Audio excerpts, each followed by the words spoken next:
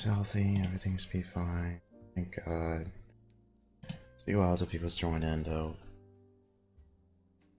Alright, now, before we start on frickin' Alan Wake 2, have you, damn it, I need to get another cup of coffee. Did you, have you been watching, like, Fearman? Fearman? Fearman, the, Beyond Journey's End, like the, elf anime? I was gonna start watching that, actually. Damn. It's really Because good. I was watching, because I'm watching season 2 of Goblin Slayer, so. Hmm. Yeah, no, I was gonna pick that up because it's like, man, that looks really interesting, and I understand a lot of people are complaining about it. It's like, this elf is racist. I was like, have you ever met an elf before? Who's saying she's Twitter people. Anti-Twitter's fucking garbage. Oh, God. Fucking anime should have stayed niche, I swear to God. Fuck me. The world lost itself when Twitter discovered anime. Pretty much. Well, Tumblr. The people at Tumblr on, Yeah. Damn it, bumped them. That too. Yeah, the people from... There we go, that should be better. The people from Tumblr migrated to Twitter, and then you had that shit, so... Not a shocker there. So those degenerates are now, like, all roped in. Yep. But yeah, so... For those who are listening, how many people do we got? Like 3? Right now, Zim's in chat. Well, let me just ask a few more. Like, have you been up to date with Kenshin's reboot? Kenshin. Rurouni Kenshin? Yeah. No, I have not, but I have seen the live action. Okay, so you haven't been watching the rebooted? Yeah, no. All right, that's fine. I mean, it's been going at a pretty smooth pace. Like, they removed some of the comedy aspects, even though some of it's still in. Yeah. It is, I wouldn't say like totally like Fullmetal's Brother, because that kind of like sped up and kind of rushed to get to the point where 03 diverged from the manga. Like, here it is like pretty much almost page for page from like how the manga actually is. Yeah. But like my only issue with Kenshin as right now is that it is not adapting the arcs that I really like, but I know is like later down the line, so I know it's going to be a long while till we get to the stuff that I really want to see, which is a shame, but props to them for like sticking to source material and not blowing their load. Yeah. Okay. Anyway, what's up? Hey.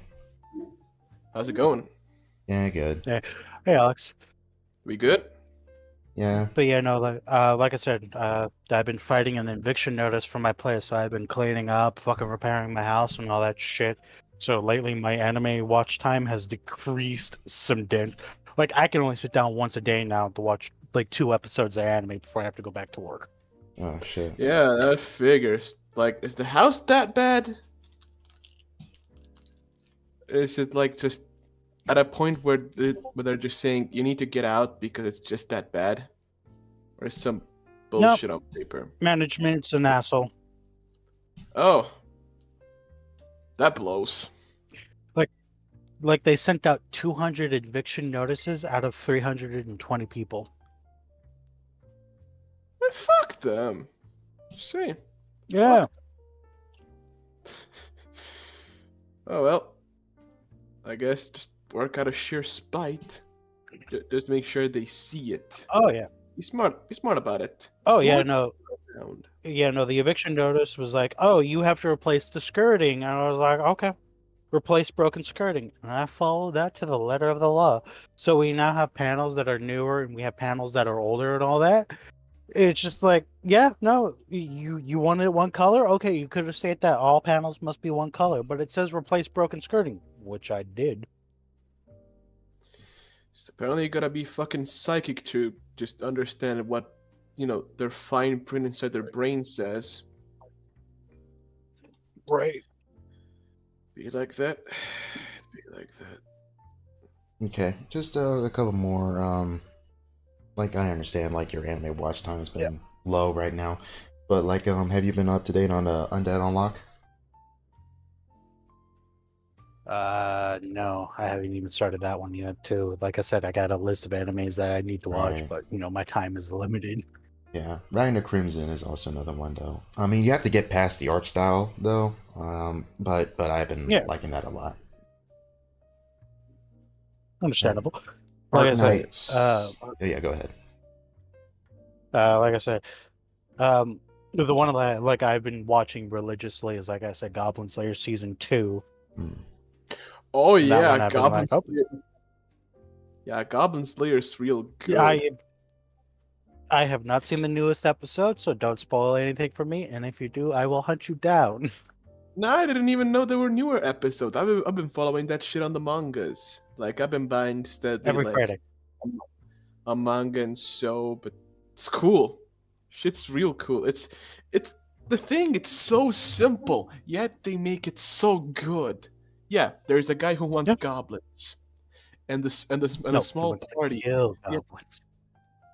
yeah, he wants to hunt them down till the last one.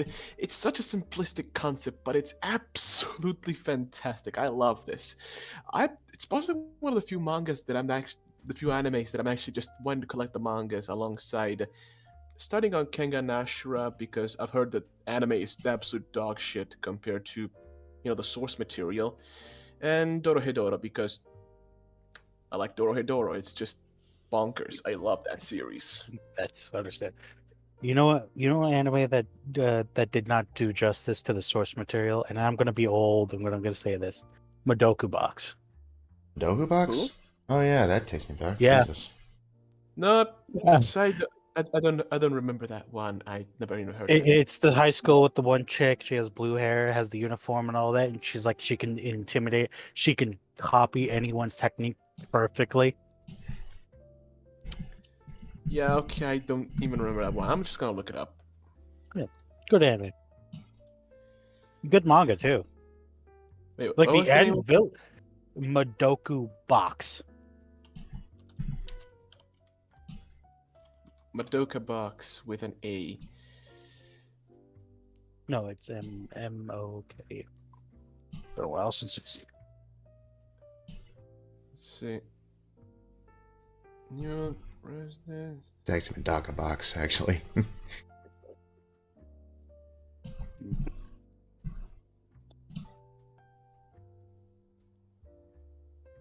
Madoka Kurokami, is that the name of the main character? yes.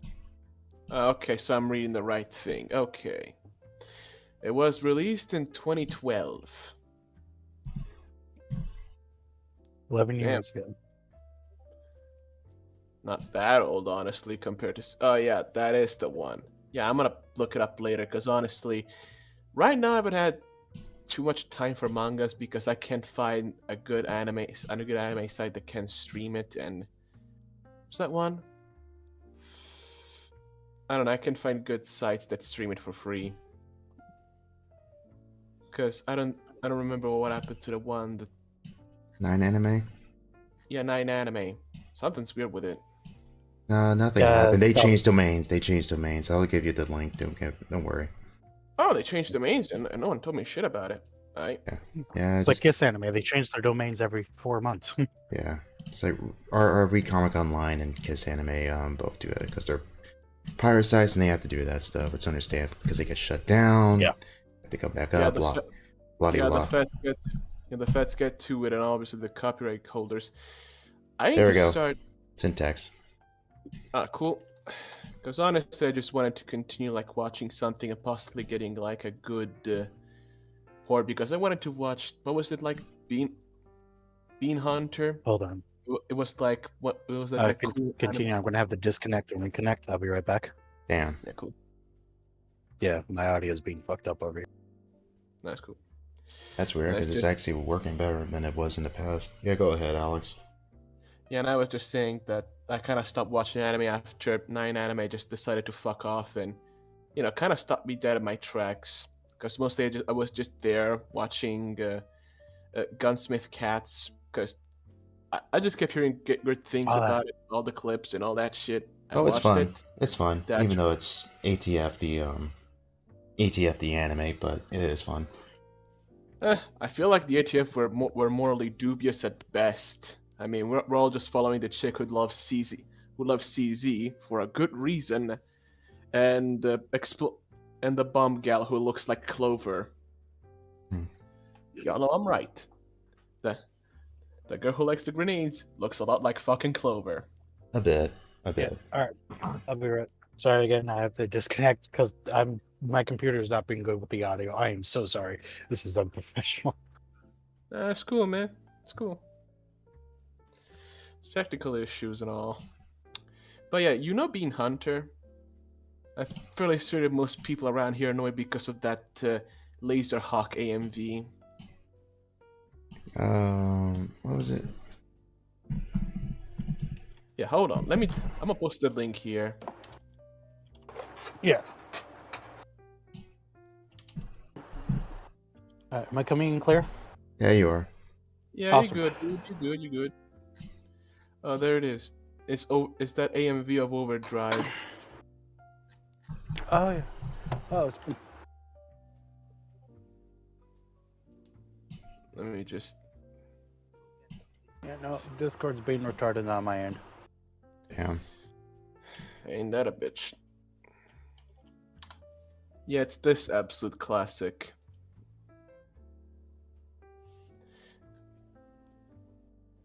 Oh no, it's Riding Bean. But yeah, it's an amazing OVA single thing from 1989. It's the kind of classic Kino. You know what I mean? Yeah. I need to find me more anime to watch alongside. Well, now that I heard about it, Goblin Slayer Season 2. Which reminds me, when's Chainsaw Man Season 2 coming out? Well, that's indefinite, honestly, at this point, because we don't really know, because a lot of things happened because it didn't reach its trajectory. That and the, like all that other controversy that happened, and like Anime Japan isn't really liking the show as much. What? So it's possible it's going to change directors. I don't know if Mappa's going to still do it, but it is possibility that it made people theorize that they're going to cut costs, so it's probably not going to look as good as season 1. So that's another probability that's going to happen, but we're probably a good ways off before we get a continuation of that, though. Motherfucker! And I thought Dorohedoro was the unlucky one for the Mappa things. Like, I wanted more of Dorohedoro, even though it wasn't 100% accurate to the manga. Like, shit was good. They used CG in the right way. It was good. I wanted more.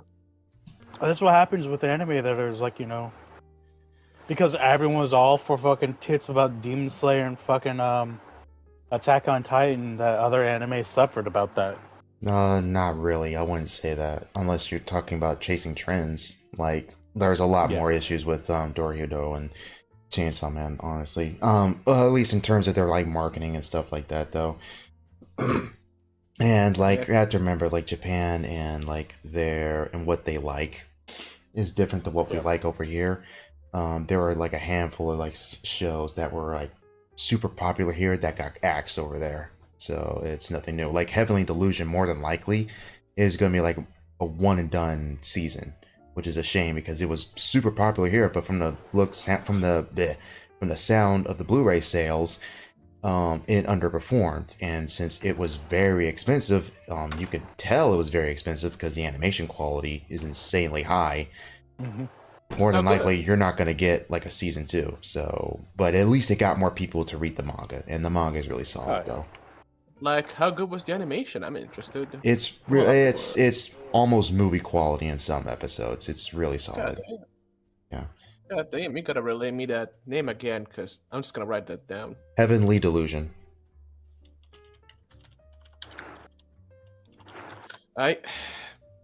Just gonna keep this shit for later, because honestly, I like me some smooth animation. I'm the kind of animation freak that just, It has a really good story. It's very interesting. Has a good mystery to it. There is a one scene that will make or break it. That will make or break you if you want to continue. I'll try not to spoil it, but something really bad happens to one of the main characters. A the other character does something to like to the person who did said bad thing, but the victim pretty much says no, don't do it. Be better than him. Blah blah blah. Just stop and just The classic spastic. I know. yeah. But it's a really really bad event. I'm not gonna say exactly what it is for sake of spoilers, but it's super fucked up and super fucked up when you know about what's revealed about the character that you've been following. So yeah, but it's still really solid despite that one moment. To be honest, though, I think that's just indicative of the trope itself in many anime in general. To be honest, but Yeah, another thing that honestly I'm still upset about is just y'all remember Soul Eater? oh yeah, Yeah. Yeah, wish he had the fucking the brotherhood treatment because goddamn that show is fucking rad. oh yeah, I yeah. might just be I might just go and grab all the mangas over there because honestly I just want that shit more. Yeah, It's just so cool. I need to read it Oh, at yeah, some no, point. I need to. That's been on seriously. my list for a good while. Yeah. Soul Eater deserves a brotherhood treatment. Big time. But instead we got not, which just look at the first episode. It was a complete Don't- waste of my fucking time. Why? Yeah, not Don't get me was. started. Yeah, not was. Yeah. Why? And they Yeah. even made mangas about it. Why does it Yeah. exist? I mean, it was cool seeing Soul and the main chick again. It was cool, even though it was just a cameo, which sucked. The main characters got reduced to fucking cameos, and they look awful. Nothing. They look nothing like their manga counterparts. They look so different. The art style is so It's all different. so moe. It's all moe shit. What has happened? What has transpired? I mean, let's be honest. Soul Eater not failed so that Fire Force can run and be the prequel that we all deserved. I still need to watch. I need to watch Fire Force, but I saw a lot of dividing stuff about it. It's fun. It's a standard shonen. So Uh. if you're okay with My Hero or like a standard run of the mill like shonen like that, like Naruto, something like that, you'll have fun with it. But if you expect something like on the level of like Blue Exorcist, Chainsaw Man, something like It is that, not. you're not gonna get it. But it's fun. It's fun. It has good action, both the manga and the anime. I just haven't been up to date with it though. But I'm all Yeah, up. like I said- I'm all up for a classic shonen, so I gotta try it out. Plus, I like the style of that mangaka, whoever made the Soul Eater. yeah, It's the same guy who made Fire Force. And little small spoiler. Well, I'm not going to go into details. The ending of Fire Force is really good. You just say it's really good. My expectations are gonna be that. I'm gonna keep that one in mind. And It is a good twist. I did not see that coming, but it was like, oh. oh, all right. Like, going back on dreams, the obvious part is just another one that I just want immediately right now would just be what's it called? I just want more cyberpunk stuff, a new anime. That, hear me out. It's not set in the 2070s, but in 2020, or around that era where there's a lot more freedom to do stuff there if you read the books. Like, there's so much freedom in there on how to do new stuff that isn't immediately tied up to like the video game or anything. Hell, something even about Raish Bartmoss. Guys, good? yeah. Yeah, I'm just trying to figure out what you're talking about. Like, Ray Bartmoss. Oh, Raish Bartmoss is just like if you read the rule books, and even rule books that are quote unquote made by him, is basically the best net runner that ever was. He was the guy. Okay. We're talking about Cyberpunk. Okay. Yes, I was talking about that. Because honestly, I was thinking, why just keep going in the 2077 years and instead bring back that aesthetic of 2020 or something more anime-esque, but still in that vein of the 2020 art style. You get to look, you get to see around the books So- and everything. So the reason why is because, like I said, most of the books, Code Red, Netrunner Handbook, and all that, it is based off of 2027. It's mostly this, so that the handbooks are based off of 2027 and 2070s, because that's just how it is. The reason why they don't go back further is because you would have to introduce the Corporal War, the first Corporal War, the fall of the internet. Like I said, Ray Bartmoss and all that. You have to explain his story, how he worked, and all. I get it. Yeah, that would be a good anime. It's just there is not that much detailed source material. That's what I said. I mean, there's still some freedom about that, but it could also be just like something out of like the classic, who are these guys that eventually we slowly learn more about them and it's more classic. Like, I mean, it doesn't have to be immediately tied up to certain things and all, but it still has that certain freedom because again, the cyberpunk thing, even from the tabletop perspective, is very forgiving about stuff that you can do. Yes, there's the big guys. Yes, there's the big corpos and everything, but there's still that bit of freedom that you can just exploit and build on top of that. That you can just expand from there. It's the same thing they also did in 2077. Yeah, Okay, I get it.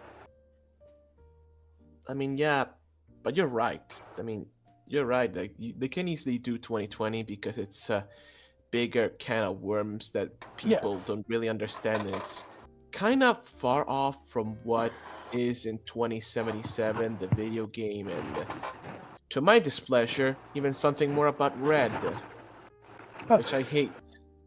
I like Red. It was very interesting. It tells you that Johnny Silverhand cannot be trusted in Cyberpunk 2077 because he lied about his own memories.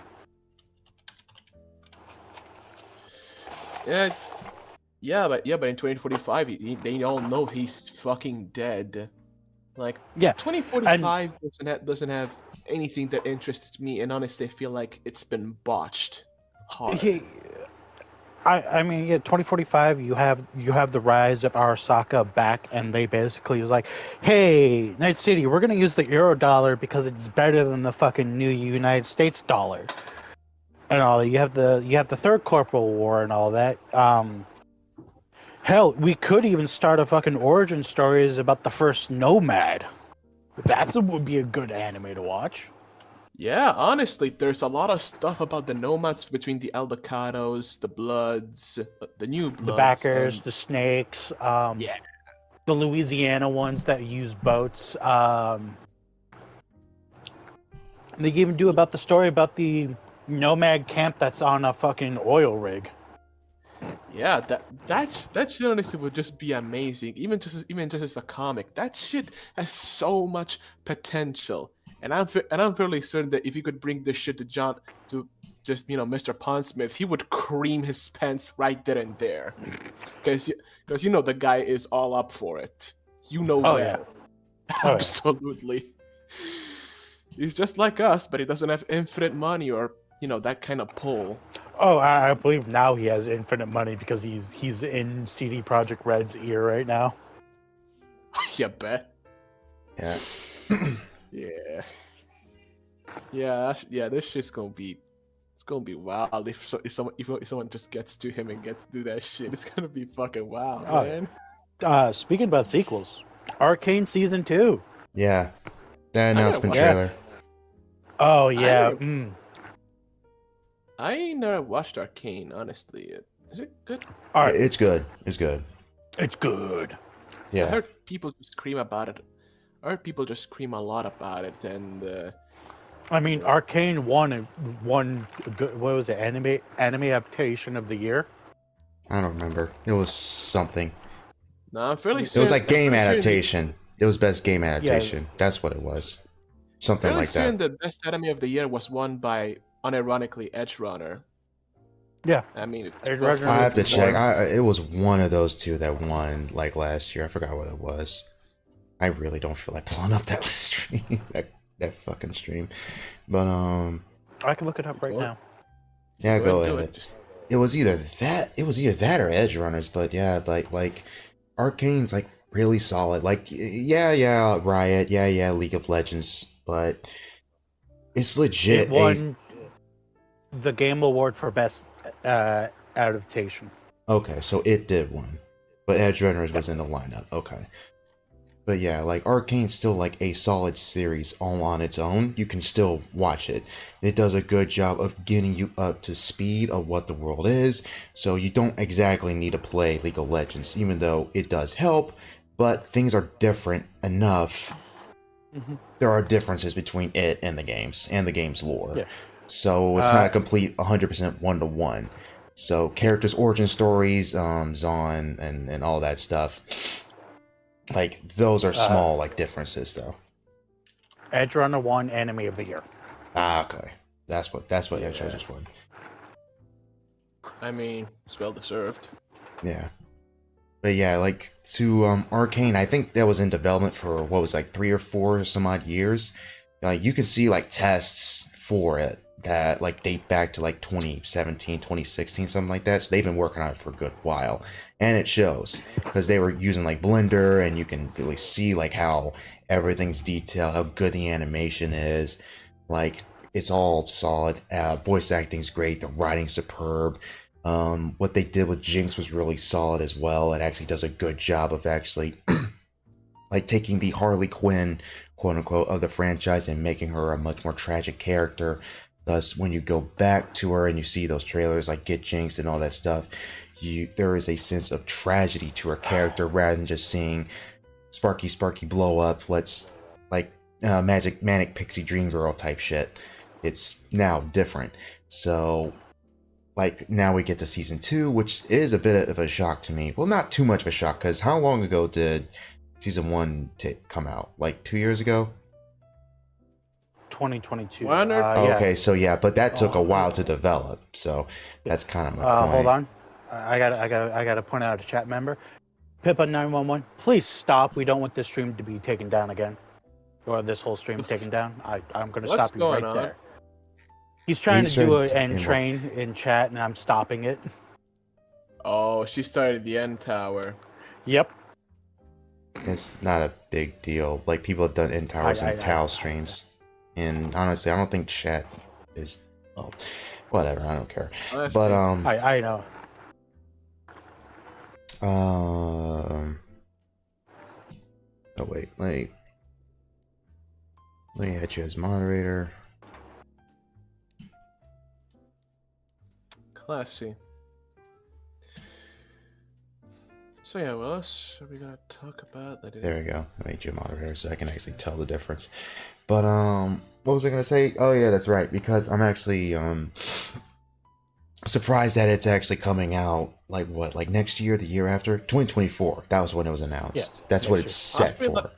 So possibly autumn 2024 if we're gonna more, liberal thing, because I presume. Because you know what I presume? I think they started this even before that the first season was done. I'm not entirely sure about that, to be honest. I don't believe they had like an order for 2 different like seasons. Like yeah, it ends on a cliffhanger, but how it was made kind of suggests they produced that first season and wait and saw if they could produce any more. I don't think they ordered 2 seasons though, but I'll have to look into that. I'll have to look into the contracts and all that other stuff though. But it just seemed that way, considering the development time for the first season. But Netflix is fucking weird sometimes with its way they want to order anime and stuff like that. They're weird. Yeah. Okay, sorry.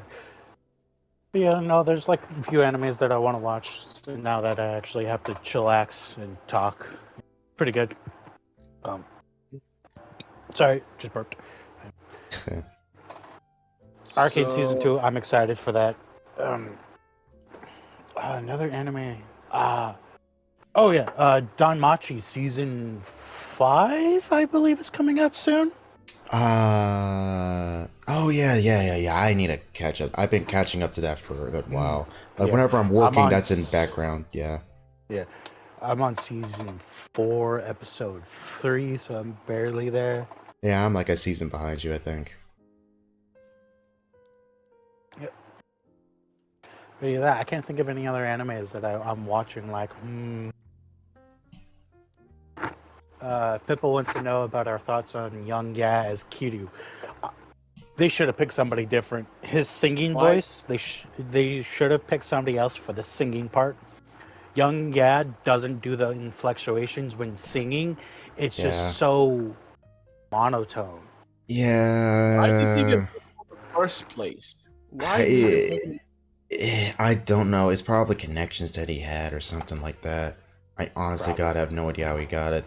Like, and I've said this in private to a few friends that I know, but I'll say, and I'll repeat it here, is that this isn't too much of a hot take for me, but like I believe this, and I'm gonna explain my point.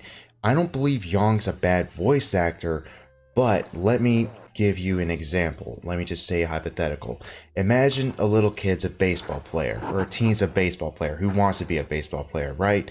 He has dreams of being Ivy League. He has dreams of being like something like really solid, like being up there with Babe Ruth and stuff like that.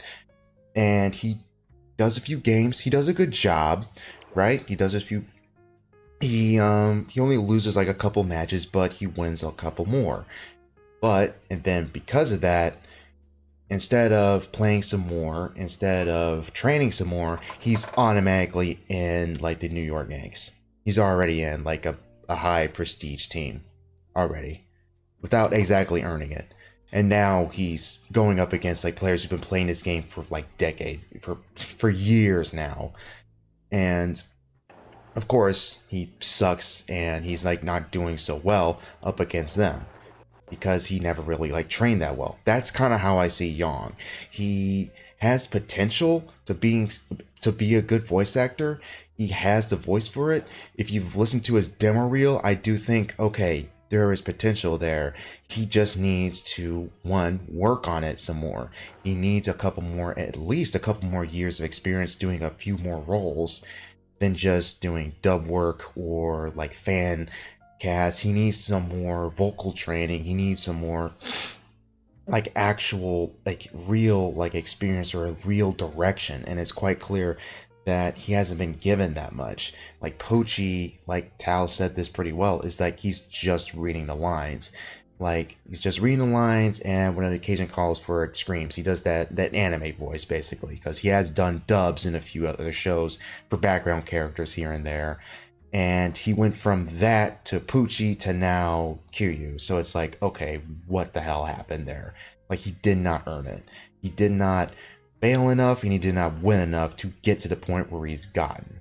So and now because he's kind of developed a bit of a narcissist angle, especially towards people criticizing him, instead of actually listening and going, okay, I need to do better. I need to actually train. I need to do, like, go to a teacher, do something, and maybe try out some more and go, hey, is this actually working out? But instead, he isn't doing that. So now, because of that, his voice work is only going to suffer more as time progresses because he's now getting so many pats on the back instead of actually listen to any criticism he's going to get, which is a damn shame. And I really hate the whole YouTuber voice actor thing, which really sucks for someone like me who actually at some point has been wanting to get into voice work. But I acknowledge, unlike Yang, that I have a long ways to go. I still need to get some vocal training and some more actor training. And I do plan on contacting a few other people in the future, doing at least some fan work here and there. But I know that I'm nowhere near to the level of someone like a Nolan North or Troy Baker. I will never say that. But I say that as someone who loves doing voices, who loves like cartoons and stuff like that growing up. So, but Yang, you just look at that and you go, did not earn that, and because of where he is and how he's acting, his voice work's going to suffer as time progresses, which really sucks because he does have potential of being someone that's actually good if he was given the right chops if he was actually like trained properly, because he's no stranger to acting, because he was in, like, what was it, 12 Angry Men. He was in a play of that. He has done plays, he has done small stuff before he moved to LA. So yeah, that's damn shame. Listen to the demo reel if you can. Like, some voices are better than others, but yeah, I guess there's my piece on that, to be honest, though. Damn shame. As a joke actor who should have replaced young Yaz Kidu, Nolan North. No. Why? Because Nolan North is in everything. Or Troy Baker. Yeah.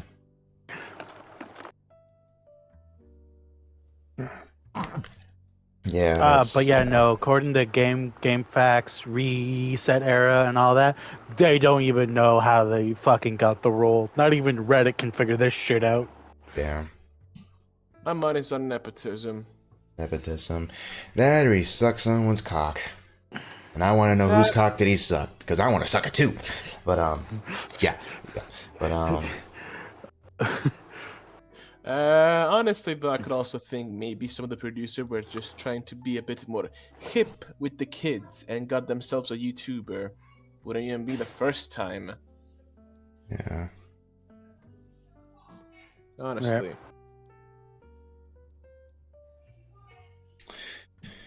Oh boy. Yeah, it's not like I plan on playing Yakuza in dub anyway. Yeah. I haven't played it yet. I just need to find time. I just need to find time for it. Speaking about horrible games that will piss off Flown, Alan Wake 2.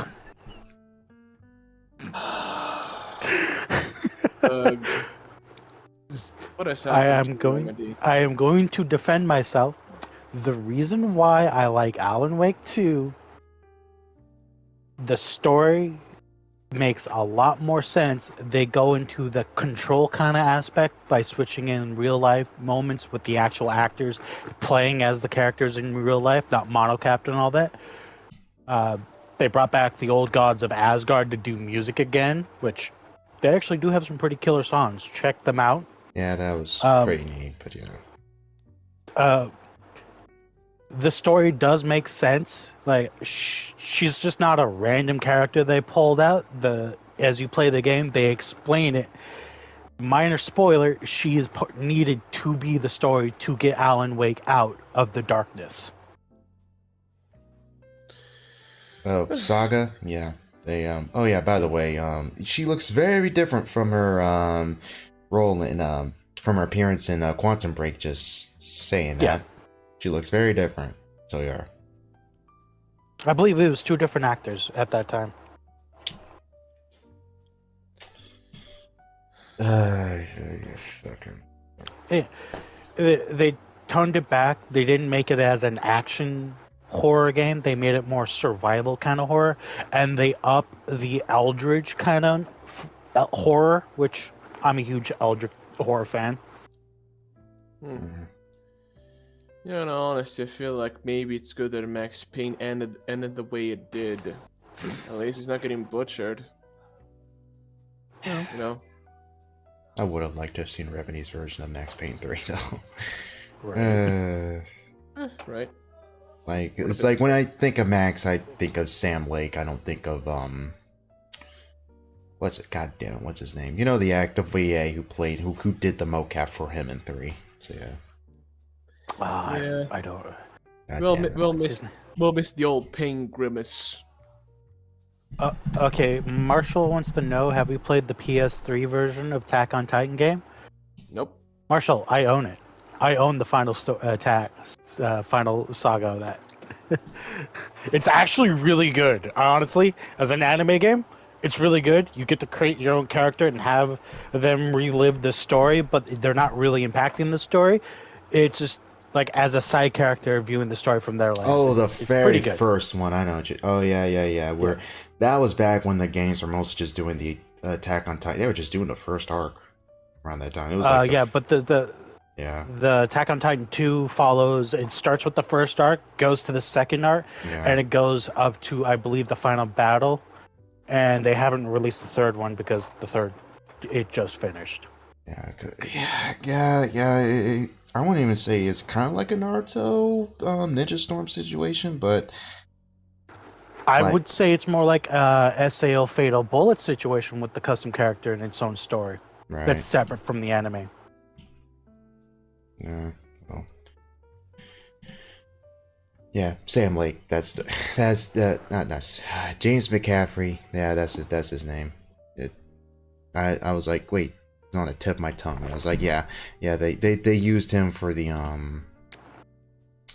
for the mocap for the Rockstars version, and not Sam Lake. They didn't bring Sam Lake in, which is used. He's used as the mocap guy for it.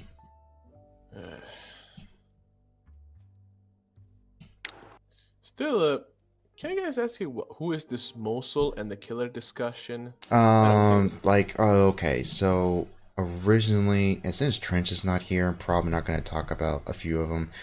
Mosul I'm going to talk about with him. Killer I'll probably talk about in a bit. Attack on Titan we might talk about after that.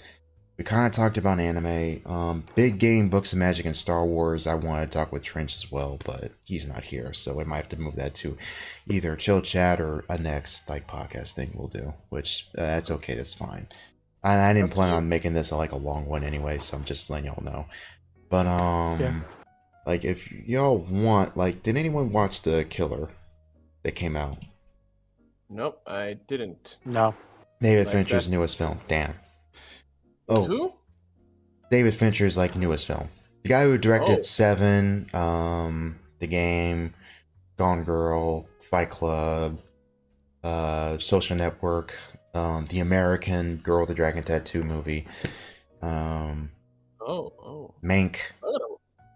I gotta watch more of his stuff, honestly. Yeah, he did. Another thing I really wanted to watch, but I kind of missed, was Killers of the Flower Moon, which, it's Martin Scorsese movie. Right. As an Italian, I'm obliged to obviously watch them. Didn't have the time. Right. But yeah, the Killer I will definitely say is a bit of a slow burn film, but it works to its advantage. Where it makes every small thing like a lock, how he deal with small obstacles, it doesn't in a way where it adds tension to the movie. It doesn't put roadblocks in. It actually builds it and makes it feel grounded, makes it feel real. Now, I've only seen some discussion. I've seen several people love it, and I've seen several people say it's one of David's weaker films. I disagree. I think it's one of his, I wouldn't say his better ones. I don't know if it would stand a test of time up to Gone Girl. I think it will probably be more another game type situation where some people, or Panic Room type situation where people were like, oh yeah, that movie happened. But it's it's nowhere near as good as his best work, I would say. Which is a shame, and I do think the film would have benefited had it been longer than 2 hours, but that's just me. Mainly because it would have been neat seeing a lot more. It's quite clear there might have been more planned, but what is there is still good. It is not the most complicated story. It's pretty much a simple revenge story, assassin, hitman, screws up a job. That screw up actually comes to the house and it screws him over and he's looking for revenge. That's basically what it is. But it's done in a way that's actually pretty solid. There's honestly only one action scene, one hand-to-hand fight scene in the movie, and it's really good. But the rest of the film is so good, and so good with tension. Its pacing actually works to its advantage. So as opposed to something, and this isn't me shitting on it because I love these movies to death, but Bourne, where it moves very quickly because it's okay, it has this sense of urgency.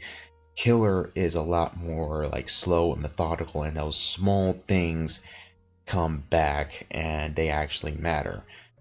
Whereas a Bourne or a Bond will actually move at a much faster pace. So yeah, so Killer actually uses its slow pace to its advantage, and it actually works pretty well. Michael Fassbender does a fantastic job, even though the entire, like, he doesn't have that many lines of dialogue. Like in film, like the majority of the film he does is like narrate. He does narration, but it's really solid though. So I'll say that. I think a small gripe I actually have with the film is that it does sometimes feel fake-ish. You might see what I mean when you watch it. Venture is known for using things like blue screen and green screen and CGI to make the place look like a certain like setting, which a lot of movies do, but there are sometimes some shots that do feel very like wobbly in a way. Maybe it's just how it was filmed, but that's just a small thing, honestly. Like knowing this already with Venture, I was able to go, okay, he's probably using CGI in the background. He's probably not actually in Budapest or Europe or whatever. He's probably somewhere in either like New York or some crap like that, and he's using CGI, or some other like small city in Europe or something like that, or small town. It could be either or. I'm like, he's done that with Girl with the Dragon Tattoo, because there's some behind the scenes where there are some buildings and some cars that are CGI, so he's done that before. So yeah, but that's just a small gripe that I have. I'm gonna watch it again soon and maybe pick up on a few more things that I missed, because it's a solid film. I would definitely say I recommend it a lot if you like slow burn, like assassin like movies like that, though. I would definitely say. So yeah. All right. Marshall wants to know. Yeah, I see it in chat. Okay. Yeah. Okay. Dude, okay, I'm gonna get the Eli Roth one out of the way first. You know how I feel about Eli Roth, Marshall. You've seen me talk about it before. Eli Roth is a shit filmmaker. He's an edgelord. He makes dog shit. He's only good in one movie, and that's Inglourious Basterds, because he's a glorified extra in that movie, and he hits a Nazi with a baseball bat. That's about it. And I think he does the killing blow to Hitler. So that's about it. His movies are overhyped at best, and just absolute nonsense at worst. Now, Thanksgiving is gonna be very stupid. Honest to God, if it is exactly how the Grindhouse trailer is, it is gonna be the most panned, most tasteless piece of shit on the planet. But from the looks of things, it just looks like another crappy slasher. So whatever.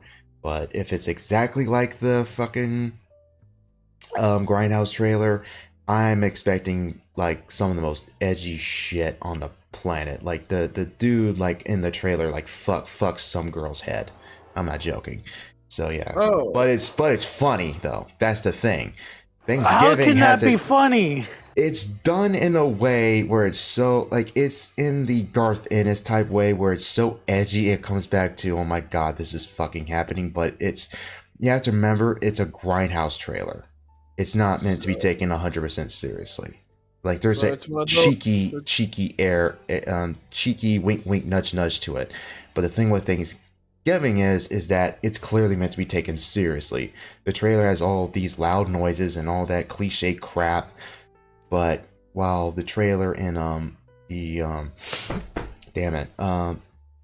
Grindhouse version, it's an obvious harkening back to old school Grindhouse movies. That's what Eli and Quentin Tarantino and Rodriguez and a few others were first trying to start up with the Machete films, and with the Machete, fucking Death Proof, and Machete Returns. No. Yeah, Machete Kills, actually, and Planet Terror, and I think there's a few others. Black Dynamite, that's another one. That's yeah, exactly. Those movies. That's what those were, but that kind of slowly fell apart, which kind of sucks though. But like that's more interesting though.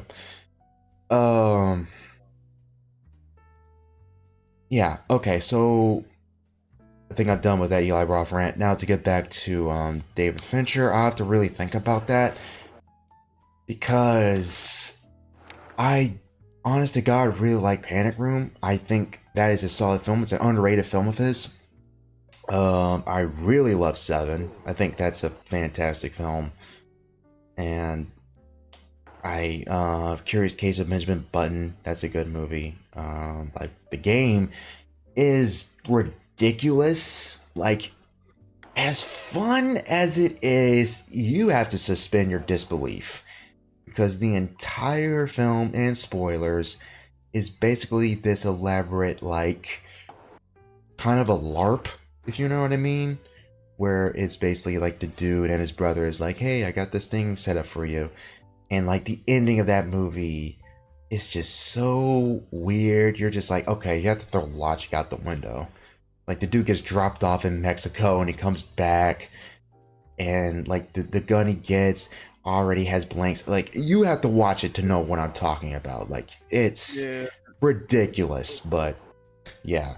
Girl with the Dragon Tattoo is really solid. I kind of fight myself on which version I like more, whether that be Fincher's version or the Swedish version, because like Fincher does a really good job.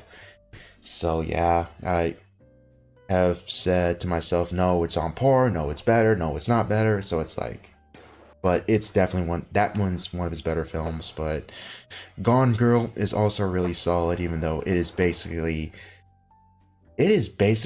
American Psycho or Fight Club for women, for femcells, to be honest. It is ridiculous how people unironic, like how some like crazy Tumblerinas online unironically like hail and champion Amy Dunn like this girl boss, even though she is a lunatic who has no problem killing people and shit and framing people for rape.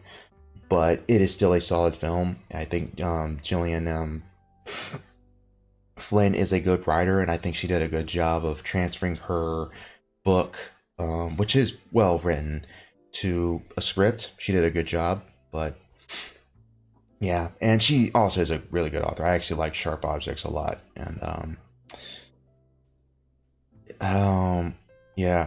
another film, Fight Club. Fight Club's also pretty awesome, though. Even though the LARPy aspect of that movie is annoying, but like the memes are funny. Damn, Mank is good, albeit it's a good enough biopic, but it's not one that I think I'll remember too well. To be honest, it's one that I'm like, oh yeah, Fincher made that. What else did he make? Yeah, Benjamin Button was really good. I already talked about that. Mindhunter and House of Cards are two shows that he actually made, and both of them are really good. Even though House of Cards, at a point, and ironically enough, when Kevin Spacey leaves for obvious reasons, that's kind of when the show kind of falls down, even though it is a really good like political thriller series, and I do recommend it to an extent. Mindhunter should have been longer. Damn shame it got canceled. I was honestly expecting season 3 to come out at some point, but yeah, that is a damn shame. But really, really solid show. Hold on, I want to answer Pina a la vodka. Yes, femcells are real. Look at Nidia Sarkeesian. Yeah, Nia Sarkeesian, Tumblrina is like they're real. Zombie like unicorn. People, zombie unicorn. Wait, hey, this guy might be Italian. Who's it there? Maybe. Oh yeah, Zodiac. Yeah, he made Zodiac. Zodiac's also really solid too. I actually like Zodiac a lot. Zodiac? What is it about? Is it about that? Is it about? Yeah, it's based on a book that is about the case of the Zodiac killer, basically. So we still don't know who did it. Yeah. My money's on who's that guy? Who's that politician guy that keeps saying that he's actually the Zodiac killer? Ted something. Ted Cruz. Kaczynski? Ted Cruz. Yeah, Ted Cruz. that thing. Yeah, Zodiac's really good. But in terms of my favorite film, it's kind of fluctuated. Fincher's a really good director, so I'm like, it's hard to really say. I think it's either a cross between like Seven or maybe Gone Girl, honestly. Like, the fan base does drive me up a wall, and I do unironically, and I will unironically go, you did not watch the movie right. I will 100% say that to some people. It's like, you people unironically did not watch the movie correctly. People like take the whole cool girl speech and say, oh my god, like, she totally gets it, like that type of crap, that not knowing that she herself, like, was basically playing a character to get with Nick, and she has no problem. She has honestly done way worse. Amy has done way worse than Nick has. Like, yeah, Nick cheating on her was bullshit. Like, that's fucked up. You don't fucking frame the guy for murder and make people think that you're pregnant to make his frame worse. You don't just do that. And you definitely don't kill someone who actually had a crush on you, massive crush on you in high school, and frame him for your kidnapping just so you can sell your lie better. Like, you don't do that. Like, it's ridiculous. It's still fantastic. It's still great. Like, it is insane. Like, the casting is great. Story's fantastic. It's just, the book is great too. It's just one of those where I'm like, oh my god, shut the fuck up, you know? Like, at least people aren't looking at May Fly the same way. And I might talk about that book soon. I need to finish reading it at some point. But yeah, that's that. So yeah, so it's 7 or Gone Girl. That's one of those two, to be honest. It's probably a tie. I guess that's my stance on David Fincher's movies, to be honest, though. So yeah, it's like, sorry for that tangent. How long was I talking? For like 30 minutes right there for that one question. So yeah, that pretty much tells you that tells you how much I like him as a director. So yeah. Yep.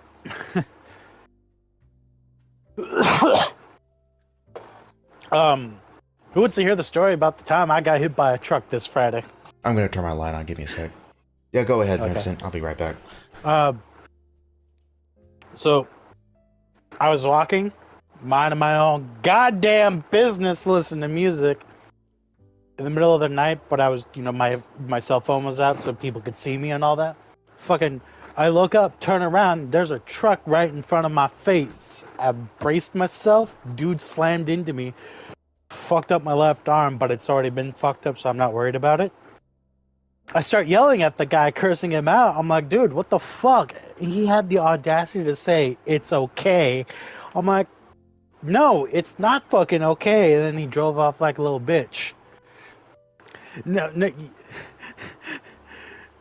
I did not die, but I think the guy was trying to isekai me as the next hero of an anime. Because if you're familiar... No, I'm not isekai'd, I hope. You almost got truck-cooned. I know, right? Damn. But those who aren't familiar with Tal's Discord, I'm known as the unkillable weeb in there because I've been shot at, almost been struck by lightning, I've been impaled by rebar, got my hand stabbed through. No, I couldn't get the plate number. I didn't get the plate number because he ran away too fast like a little bitch. Wow. Yeah, Truck-kun has failed. So like, why do these things keep happening to you? I don't know. Fucking, yeah, I was minding my own business. A car drives by, and I knew something was up, and I lift my left leg, a bullet fucking ricocheted right where my foot would have been. And are you fucking part of a Final Destination movie or something? Maybe God's trying to isekai me because I could be the next hero. Yet you refuse. So rebar. The rebar story is great. Me and my friends were going through a construction site and we were running because we had to catch up to be somewhere in time. I was talking to my best friend, and I turned around. I fucking ran into a piece of rebar that that was bent sideways through my right side, nearly nicked my liver. Jesus. Then what happened after that? We pulled it off, and I basically super glued myself back together. You didn't even get yourself like a tetanus shot or something? It was fresh rebar. Like, they were just working on it. It was fresh. It was clean and all that, so... God damn, son. Okay. I will not question none of your shit after pulling this move. I mean, I got slammed into a washing machine going 48 miles an hour, broke 2 ribs. God damn it. I never broke a bone in my life. I'm the kind of guy.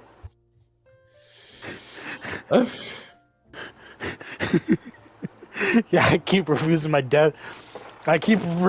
destiny because every time I do a death save, I keep rolling nat 20s. You keep saying that shit. Fucking the death is trying to go for Betty White. This whole time he was worrying about me. Okay, I'm back. I'm sorry about that. Had to get. Nah, we cool. He just told you about his constant near-death experiences. Press Marshall. Oh, I got my yogurt. Truckcoon failed. Yeah, Truckcoon did fail. I could have saved this universe, but I keep denying death. I'm dead. Not bad. But yeah, no. So for those who don't know, I had a crazy ex. I tried to broke up with her and all that. She pulled a knife out on me and tried to stab me in the heart, but my hand suffered. Your hands were good after that? Nope, nerve damage in that hand. My left hand will randomly drop shit for no apparent reason. I can barely feel anything from below my elbow. Boy, that sucks. Could be nerve damage. That's why you never try to stick your dick in crazy. If there's even the first sign of that, run. She was a real life yonder age. She was hot. She was half native, half white kind of hot girl. Why do all the hot girls gotta either be massive egoists or a bunch of fucking psychos? The best way I could describe her is she could suck a golf ball through a straw. Oh. Damn, son, okay. She in jail? I don't know. I stopped talking to her. For a good reason. God damn it. Now I remember fucking How I Met Your Mother. A girl's allowed to be crazy as long as she's equally hot. The hotter she is, the crazier she is. No, you have to be above this line. Alright, let me find out. Yeah, it's a great scene. It's like an inverse square law. The hotter they are, the less mentally stable they are. The more daddy issues she has. Jesus. I thought I could fuck the crazy out of her, but it turns out You couldn't. at least I got rid of the bipolarness. The only positive thing about dating a crazy girl, honestly, is universally agreed upon is that you're at least gonna have good sex, and that's about it. So I've heard.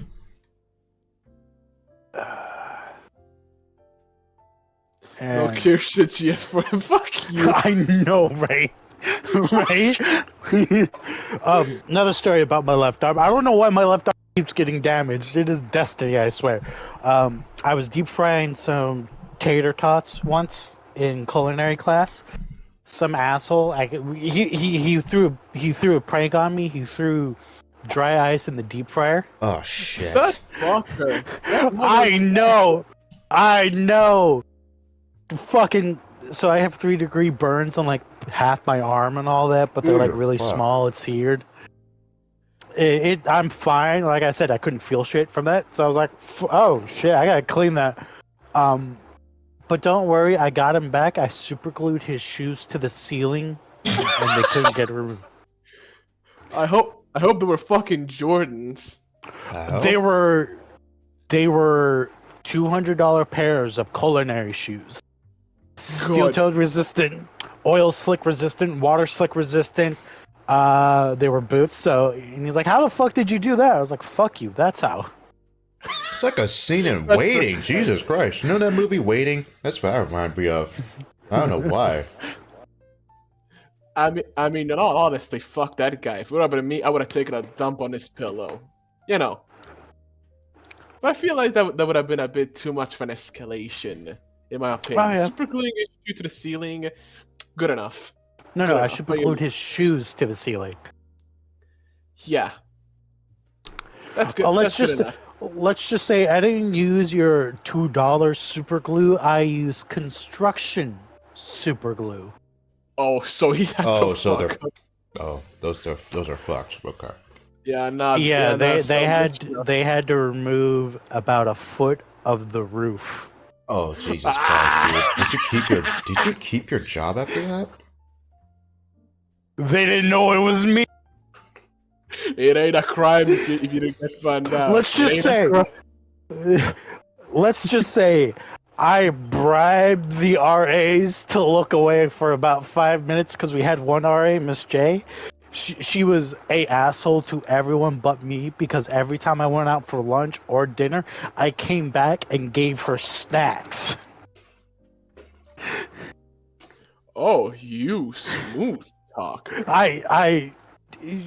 She reminded me of my aunt, so I was like, fuck it, I'm gonna make friends with this person just in case I need to do something. And I'm like, can you look away for a few moments? I'm not committing a felony, by the way.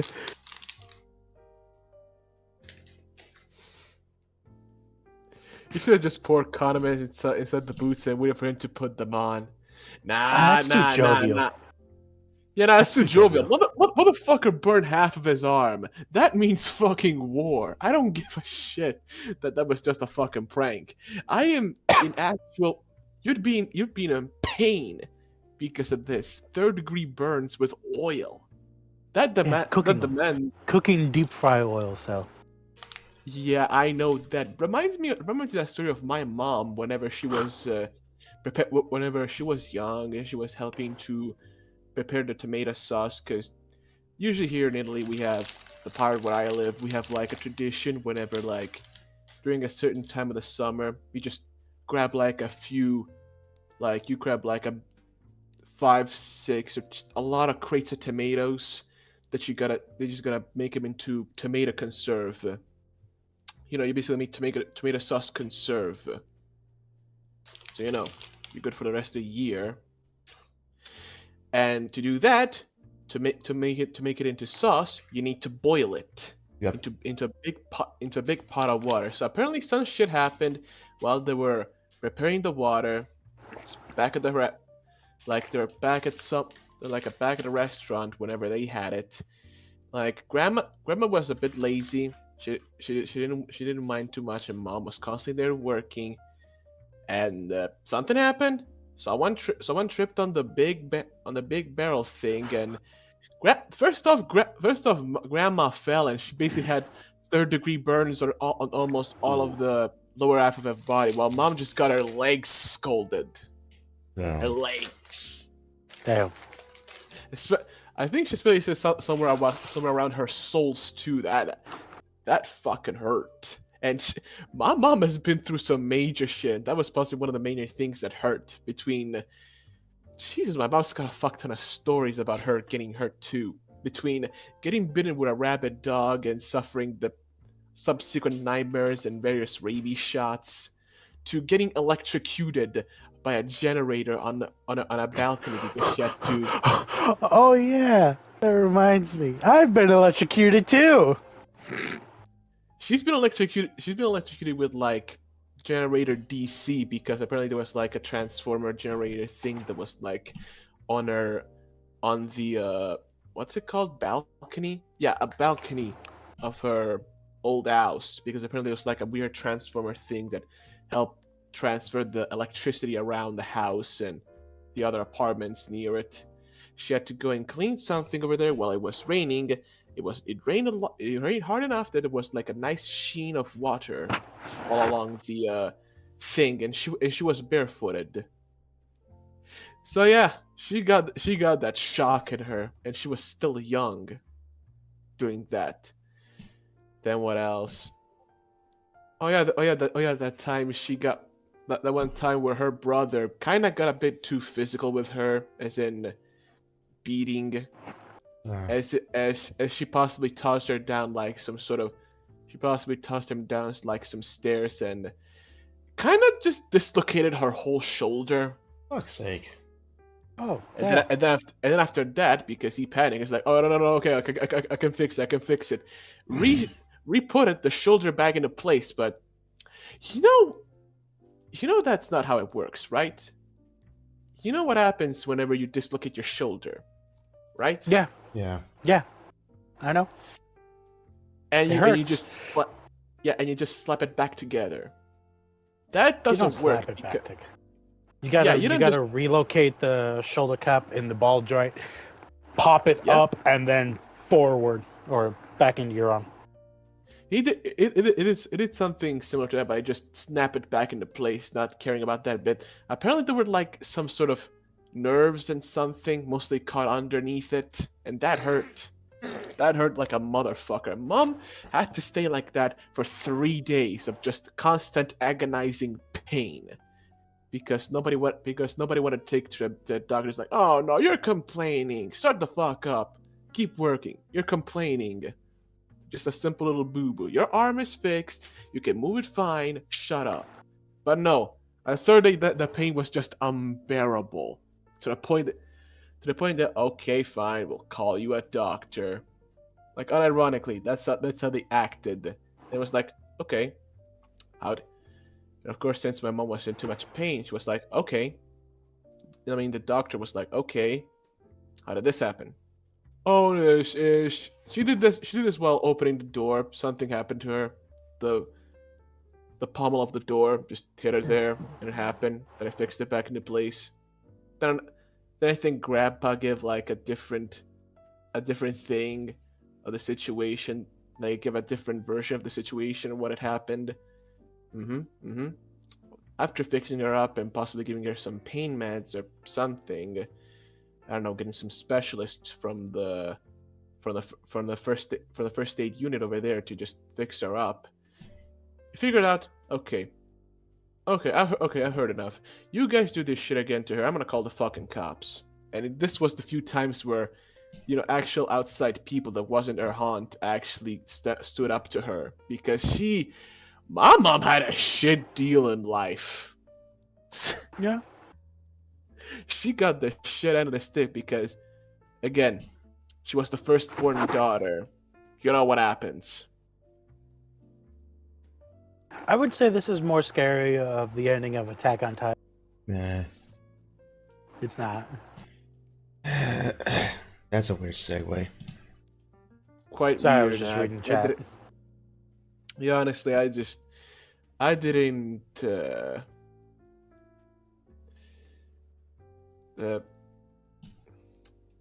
Honestly, I don't know anything about Attack on Titan. I just didn't like it.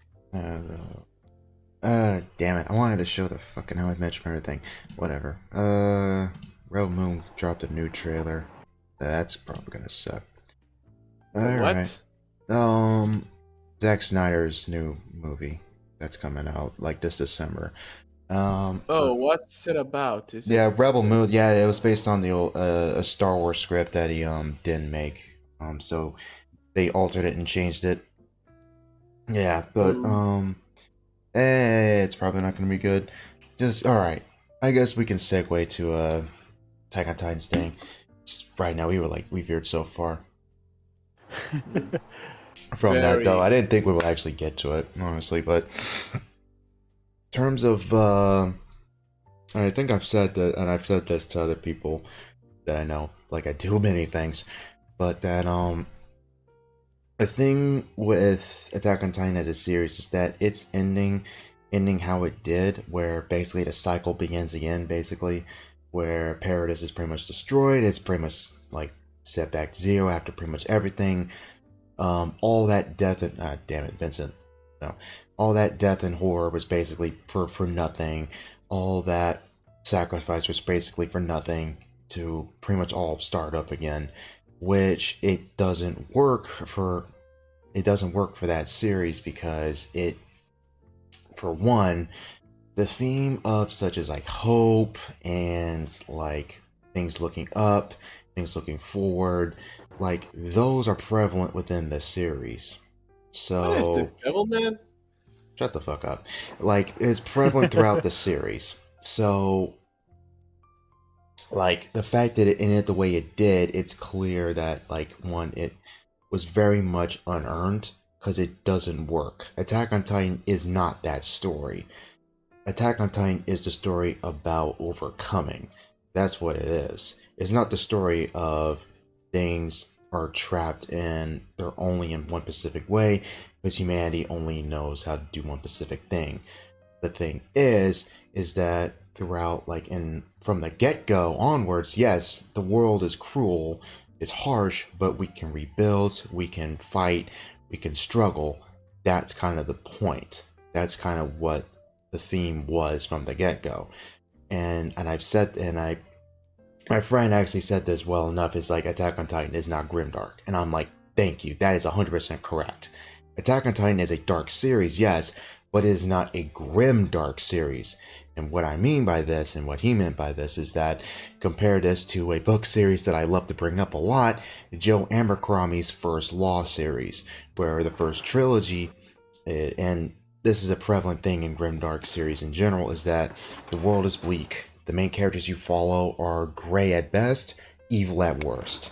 Bad things actually happen to them. Generally, good people don't like make it out alive, or they're tortured, or they don't make a difference. The world is either worse off, or it doesn't change all that much when you leave it than how you started it. Sometimes it's in a worse place when you get to that final point. At the end of the trilogy, when you get from Last Argument of Kings, like, and slight spoilers, one of the main characters does end up becoming king, but there is a massive catalyst to it, where one character that we've been following, spoiler, the Gandalf of the group is basically revealed to be the main villain, but he doesn't get his comeuppance. He ends up pretty much winning near the end. Sure, Jazal ends up becoming king, but he has to work for him, basically. Logan is pretty much like, his fate is ambiguous near the end. Granted, you kind of know what happens to him in the later books, but for that particular book, you don't know what happens to him. Pharaoh is driven insane. She's hearing voices. Like, she's basically like, kind of like the Messiah character. Not like the Chosen One character, rather. But like after a point, after the magical object pretty much is activated, like she's hearing all these voices. She's like looking at the walls, she's like talking to Logan saying, hey, you hear this, and like you don't know how her fate's gonna turn out. Like, ironically enough, even though he is my main character, he's my favorite character, Glocka actually ends up getting the best ending, and he's arguably the most messed up character out of the ones we follow. He's the Inquisitor. He's the main Inquisitor. His job is to ensure the loyalty throughout the crown, the Empire. He tortures people. He captures people who might be traitors and stuff like that. And that's basically his job. But how he's written and stuff like that is why he's like a fan favorite. Is why he's my favorite character in the book, and one of my favorite characters, period, because of how well he's written. And he, oddly enough, he's the one character who honestly does get a bit of a happy ending. And we do see him in the later books, and it's actually cool seeing his daughter and stuff like that. But the thing is, the point I'm trying to make here is that from the get-go, you get the world is a dark and bleak place, and near the end, things are slightly better, but in the end of the day, on a grand scale, nothing much really changed. Sure, and there are other stories and side stories like Best Served Cold and like Sharp Ends and stuff like that are also, like, the entire series is a grimdark series. Every installment that Joe actually puts in the series is a grimdark story. Like Best Served Cold, like the main like duo. There is like incest. They are like very dark. They're a mercenary group, and they're looking for revenge, that type of stuff, and like and so on and so forth. That like the endings that those stories have work for those narratives because that is the worlds that are established. Attack on Titan and how it ends, it is not earned one bit. It is a grim dark ending for a non-grim dark story. That's kind of my point. And what Attack on Titan should have been, and I'm gonna make a video at some point after I'm done with Blue Eye Samurai, and I'm almost done with the script. It's a really solid series, by the way. Blue Eye Samurai. I've heard about Blue Eyed Samurai. What's it about? I'll check it out. Oh well, I'll get to that after this ending. I'll get to that at the ending because the moment I start about Blue Eye Samurai, I will not shut up. But like, it is so good. But the point is when I get to it, and I already wrote videos for Attack on Titan's like ending wasn't earned. Like that's the name of the video that I'm gonna make. Is that I'm gonna make a comparison to another series that kind of ends in a very similar way. It has a very similar theme when you think about it, but it ends, even though its ending was also contingent, it is also not perfect. Its final season is a bit of a mess in some cases. Not every question's answered. There are a lot of issues. Some characters just die. Like it is a literal like how things end up. It is a literal Deus Ex Machina in the actual definition of Deus Ex Machina. Like, literally God intervenes. It's an actual, like, theme in this series that, like, things such as religion and God and humanity and next steps of human evolution and what is intelligence, that type of thing. Like, these are prevalent themes in this series, and this series is Battlestar Galactica, if anyone watched it. And I'm gonna make comparisons to Attack on Titan and Battlestar Galactica, because of how similar they were, because the whole cycle of violence and destruction in nature, that type of stuff, is in Battlestar as well. But it ended it arguably better with a small thing. Granted, it is technically in our world, quote unquote. It's revealed that the show you're watching technically takes place thousands upon thousands of years in the past, in a different galaxy. But it ends on a more so ambiguous note of, do you think humanity will learn its lesson and that like artificial intelligence this time will actually not start war and they'll actually just coexist this time around? Or will the cycle continue again? Like, oh, another war will happen, the planet gets destroyed, humanity will set out once more on other planets, and the cycle will begin again and again and again, which that's a possibility because that was the cycle before, but it's left ambiguous and up to the viewer. Attack on Titan didn't leave it ambiguous. It didn't leave it as like, hey, it's up to you to determine whether or not the events that happened was worthwhile. So instead, it is definitive. No, everything was pretty much all for nothing. And even though the anime did make some changes, they're very minute, and overall, the issues are still there. And I have my own thoughts on how I would have done the ending. You actually could have done something a little bit different. Maybe have the rumbling still happen, but maybe not have 80% of the population die. That's silly. What would have been neat is have like a good have like maybe 10% maybe die. I know that sounds messed up, but have it so that not nearly the entire world is eradicated. Like, and at least do something clever with Eren's like future, like, or like his foresight ability. Use something neat and maybe messed up, but I like the idea that I had to do this to bring the world together. I had to be the monster. I had to be the devil, and if I have to die and that's my name, so be it. Like, do the whole Doctor Strange thing. It's like, how many futures did you see? 372,000,005.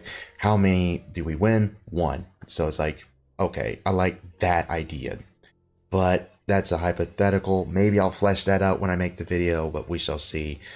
But yeah, like, that's kind of the shame with Attack on Titan in general. It is interesting to see that it's more so a bit of a mixed bagged type of ending in regards to how the fans see it. So that might determine how its legacy is gonna be. Whether this will be like another Wolf's Reign type situation or another. Don't remind me. It's so good, but it's like that also had a bit of an issue too. Like its ending isn't as perfect, like either, because it does end on this kind of sour note, but like there is some interpretation with it, you know, like oh, like another journey's beginning, that type of thing. But maybe we'll talk about Wolf's Reign later. But like will it be seen as that with like an ending that's brought for debate, or will it just be a series that was good at one point that got people in anime, but its ending ruined it? Like we'll see as time progresses. We'll see as years go by whether or not people already are defending its ending, so who knows, but we shall see whether this will be like a sequel trilogy type thing or whether this will just be more so like a I don't know, like I don't know, Blood Meridian type way. I don't know. Some people will like it, some people won't like it, but we shall see. But yeah, that's kind of the shame because I do like Attack on Titan a lot. Its animation's solid, the action's solid, the characters I still like. I actually didn't mind the twist at all. And revelations that came out that Paradis is in fact an island and that there's this entire world out there, that it's not actually like this alternate steampunk version of the 1800s or early 1900s, but rather it's 1940s and 30s. Actually, like that's cool. Like I like the Titan shifting stuff. Like I won't lie. Like I genuinely like the series a lot. It's just when you get to those final points, certain character beats were not utilized, like Annie coming back. Even when I was reading it in the manga when it was coming out, as cool as it was to finally see her return, none of the stuff that she did really got thrown back in her face. There could have been good moments of tension with her coming back, with like a debate between her and the other characters. Is like, hey, just because you're back and we need you doesn't mean that I automatically forgave you for what you did. Like, you are still the enemy, but it's a necessary evil. We'll have to push this to a side for now. That type of thing. But, again, yeah. There's a lot to unpack, honestly. With the series as a whole, there's a lot to unpack. But yeah. But, like, I wouldn't say the series is bad. I would just say its ending and final arc overall legit kind of really, like, fucks with the series to an extent. So yeah, I guess that's my piece on it. So I don't know what you guys are gonna say. Honestly, I'm fine with the ending. I did like the fact that the author did create a what if scenario with Mikasa and Eren, and then you realize that the rumbling will still happen. Oh yeah, the little dream thing that she did. Right. What was that?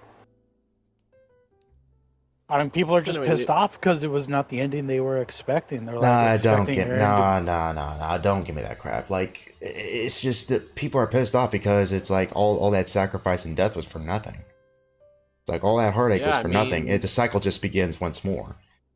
Like, that is a good point. Like that is an issue. Several questions are left unanswered, and like that's just how it is. It's like all that was for nothing, and ultimately, in a messed up way, in the darkest way possible, Eren is correct. Zeke is correct because of the ending. Yeah.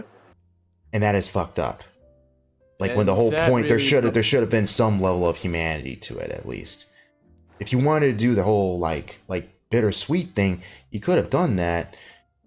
And it's just the whole cycle beginning again, and Paradis ended up getting destroyed, and the one kid going to the tree where Eren's head is, where it's obvious what the tree is, and it's obvious that the Titan ability power is there, so we know what's going to happen. And especially since Attack on Titan's like sequel series was announced, so it's like, yeah, which is a damn shame to be frank. So, I mean, Eren did succeed in his goal of killing off all the Titans. Let's not forget about that. Yeah, okay, and like in a way, why do that?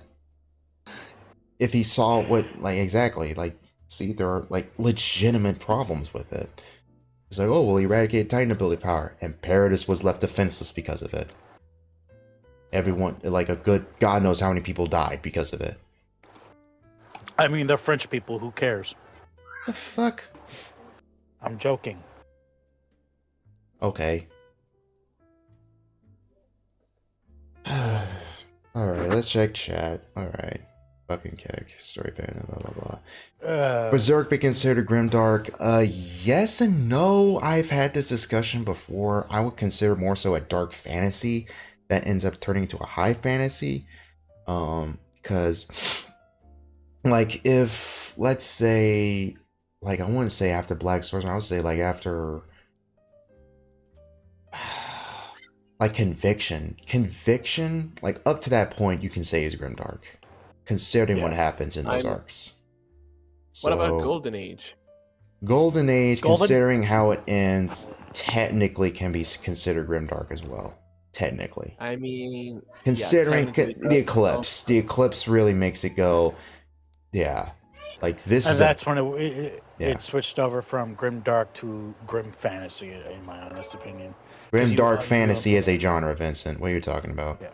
Grim dark fantasy, like grim dark is a subgenre in itself. There's grim, like, that's literally what I mean, dude.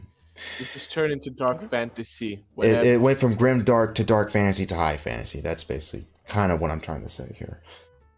Because it started showing more and more fantastical elements as it went on, and showing that there is a lot more to this world going on. So it is basically a part of the canon that it just has to turn into a fantasy thing, high fantasy, because y'all know who did something to reality and joined both reality and fantasy together. the planes, for some reason we still don't know. Yeah. Just say it, Griffin. Just say Griffin just split the world in half and fucked it up the ass. In a way, yes. I still want reality to fuck him up the ass after all this time, because I am angry at him. Real mad at him. Well. Yeah, because he fucked up the best Tom girl, like, in all of existence. Then we fixed her, and Tom then he boy, came up, not Tom girl. Tom girl is what you say for guys that want to be girls. Yep, sorry. You fucked up there. We fixed the tomboy. We fixed the tomboy to a degree. We fixed her, and then he was like, "Nah, G." just and just like, nah, that's man, nice uncorrupted tomboy you got there. It'll be a shame if somebody came over and corrupted her. Fucking NFT, fucking ugly bastard anime.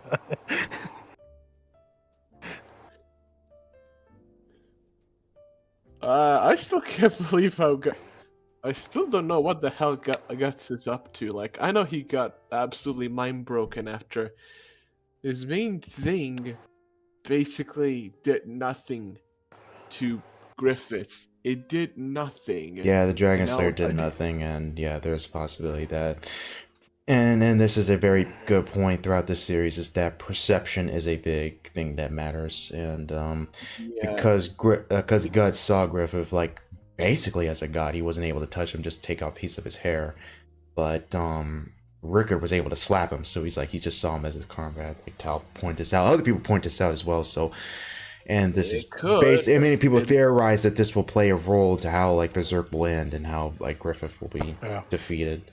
Like how like perception plays a role, and some people and I do subscribe to the theory that the idea of good might play a factor to some extent, even if that's a maybe zone. I do think something like that might happen though, but we'll see.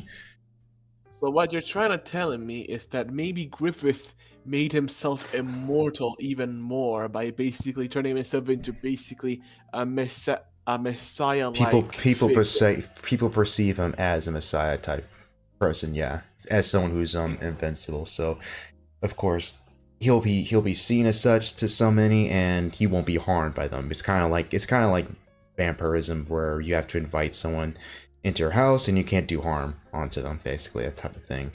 And Guts kind of unknowingly knowingly perceives him as such, and he's not able to hurt him. And the one thing he's kind of put his faith in the most in his life doesn't work. So, like, of course, he's basically just an empty shell at that point. So yeah, I haven't read the recent chapter yet, and I plan on to in the bit after this. But from what I read, I think the Beast of Darkness is not even there anymore. He's just empty. no, the Beast of Darkness is still there. He's still there. No, it feels He like probably might give in. He might give in to it at some point, but we shall see. No, because even after this, he's just not doing anything. Maybe Doesn't he's do biding anything. his time. He might give in. No. Who knows? We'll see. He looks We'll see. Like he looks pained. I- Like even If going back to the perceiving Griffin as a god and all that, if Bloodborne taught me anything, you go find some umbilical cords, boys, eat 3 of the 4 of them, and you're good to go. You can fight that god. Yeah. looks just like it needs more context. But I In feel Bloodborne, like to fight the moon presence, you Yeah. have to eat 3/4 of an umbilical cord to perceive it.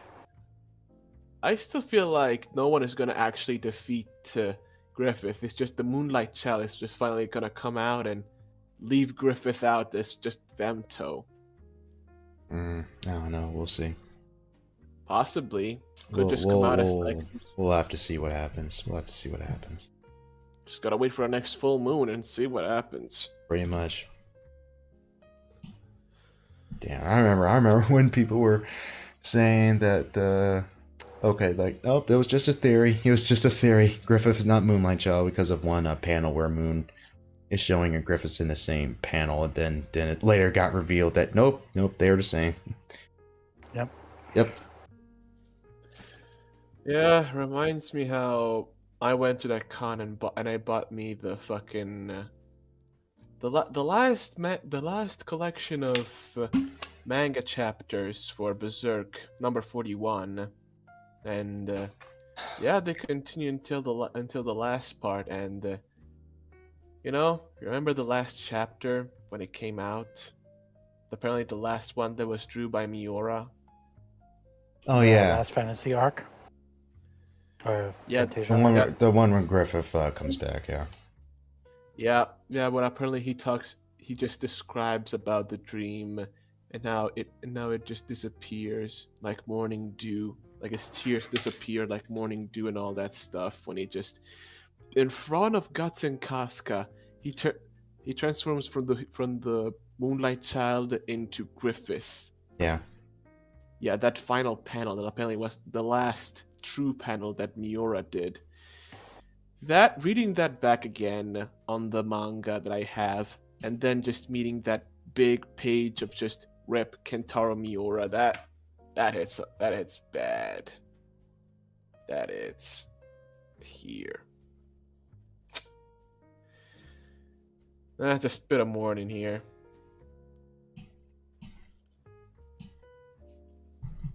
Just some mourning. Yeah.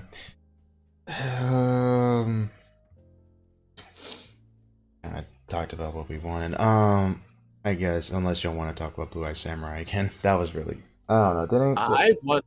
I would like to see it, and I just want to know, is it good? Because I keep seeing Netflix just, posting a whole hour of it.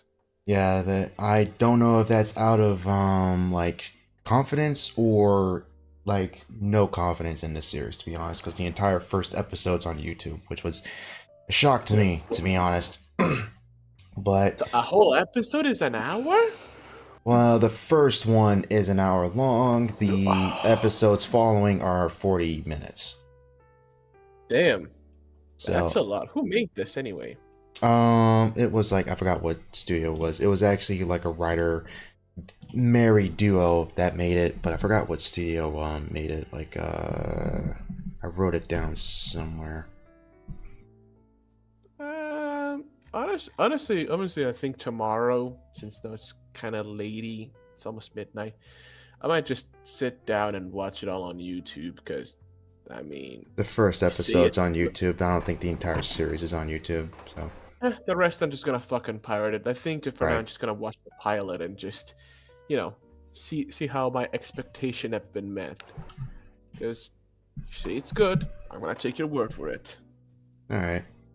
yeah, it clearly takes a lot of inspiration from like Akira Kurosawa and like Kill Bill and like so many like other things. It's genuinely solid. Like episode 5 is like legit worked its way to one of my favorite episodes of television period. It's legit really good, and I love that the little puppet show they do mirroring Mizu, the main character's like life at that point was really solid. The action is insanely good, animation's insanely good, voice acting's really good. I was actually shocked that oh god, what's her name? The girl who played London Tippin, You know what that reminds me Brenda of? Song. Amanda Brenda Wong? No, Oh, yeah, shut okay. the Brenda Song. Sorry. Yo, Brenda Song, the girl who played like London Tipton from Sweet Life, plays a character, and she actually does a good job. So that was a shock when I learned that. So it's neat seeing her still get work, but yeah, it's genuinely like really solid though. Also, Shang Tsung's in it too. The Mortal Kombat movie actor. I Oh forgot. damn, that's good. Yeah, he plays a minor character. He plays a blind blacksmith who assists Mizu. It's legit really good. I forgot what I was gonna say.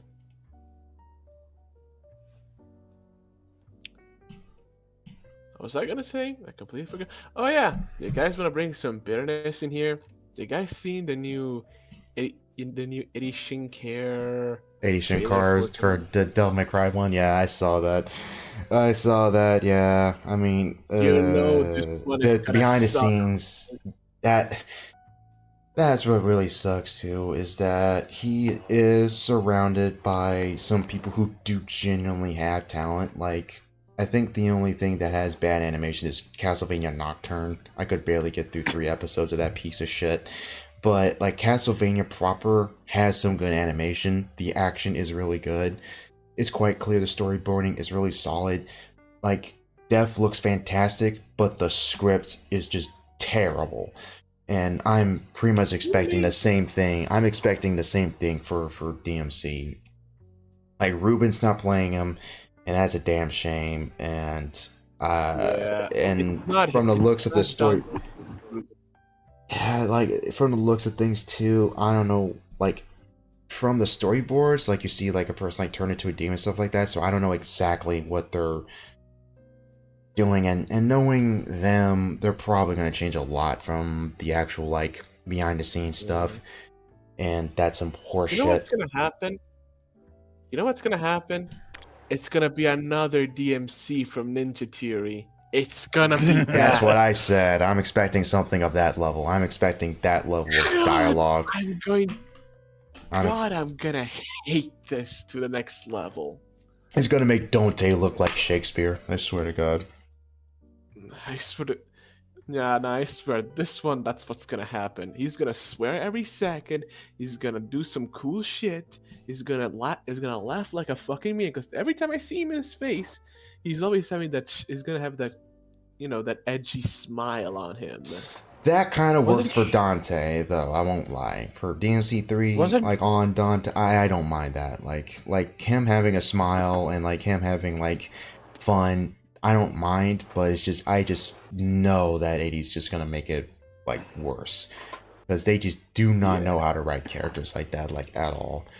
And that is That reminds me. That reminds me though. What was the fucking point of laser thing? oh one with yeah, Rayman. Captain Laserhawk. I don't know what the fuck the point. It's just Ubisoft corporate fanfic, to quote like Vash from Weaponite Nerve Rage's server. He said it best. It's like it is corporate fanfic, because there's like a lot of stuff in it, and part of me does kind of think, okay, give this to the right writer. I do think this might work, but it's so fucking stupid. Like you have, okay, Sam Fisher, like a couple guys from DedSec. There is a frog who's an assassin from Assassin's Creed. I'm not joking. There's fucking God, what Rayman. He's in Sam it. Fisher's there? Yeah, Sam Fisher's in it. I'm not joking. He has like no No legs. way. Like Fucking his daughter is like the warden, and she's a villain. Like it's really, really, really, really, really, really, really, really fucking dumb. Tumblr bait. Thank you, Teeny. Thank you. It is 100% that. The only thing I cared was Rayman, because they gotta do some justice to my boy. There haven't been any games for. I think it's been more than 10 years ever since Rayman Legends. Please. Yeah, anything they except don't. those- They don't. They don't. He's snorting cocaine. He's eating sushi off of like Bull Girl, and he's shooting up like Abstergo business meeting basically. It like Ramon, and I was like, oh my god, what the And fuck is unironic- this shit? It's And I think terrible. he's actually the good. Lone, I want to correct you on And I- something. It is not Dante. He makes Dante looks like Shakespeare. No, it's Dante that makes looks like Dante. Oh god, you're right. But yeah, honestly, I just wanted to say that from the clips I've seen, at least Rayman seems to at least try to follow something. But I get it. I get the thing they were trying to do with him. I think what they did was decent enough. But yeah, nah, compared to the other thing, it's absolutely batshit insane. It doesn't work. Yeah, And it's honestly, just... and to be honest, I just feel bad for the animators, because Balak, the guy who helped with the animation, like, the guy deserves more. Not this. Not Eddie Shinkare's cum stains. You know? Oh wait, there we go. I got my thing. There we go. Fair. All right. Let me put this in text chat. Shit is fine. I'm not gonna show this because it might get the stream dinged, but yeah. You can just look up like Raymond from Rayman Legends and Captain Laserhawk, and it'll probably come up on your end, guys, in chat. But yeah, it's very dumb. Yeah. Like, eventually the guy just goes on postal. Like, the guy just goes postal even. He turns himself into Ramon. Why? Because from the lore plot point, the guy is actually a good guy, but I guess there's the whole fall from grace. He actually kills people and everything. Blah blah blah. I'm not Like- talking about that. I'm talking about the picture alone. Why? I don't know. Because why not? I guess why not? Yeah, it's oh god, it's just scrolling back in that time in my timeline. It's just Jesus Christ, dude. I remember being it was so cathartic going through Pantheon. That was a much needed palate cleanser. Captain Laserhawk is just so stupid. It's so dumb, and not in a good way.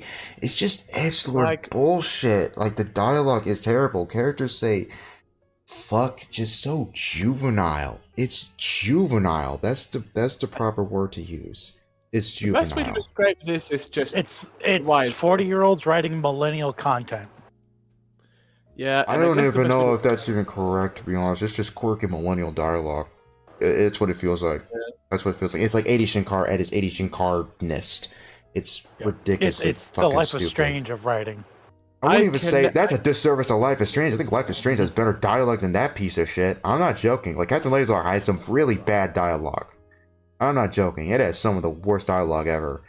Like, someone pointed it best and said it gives off this feeling that it came out on YouTube. That's what it felt like. It felt like a small, old school Rooster Teeth thing from the mid 2010s, which you can forgive that because Yeah. you didn't get stuff like that often. Now that's the norm.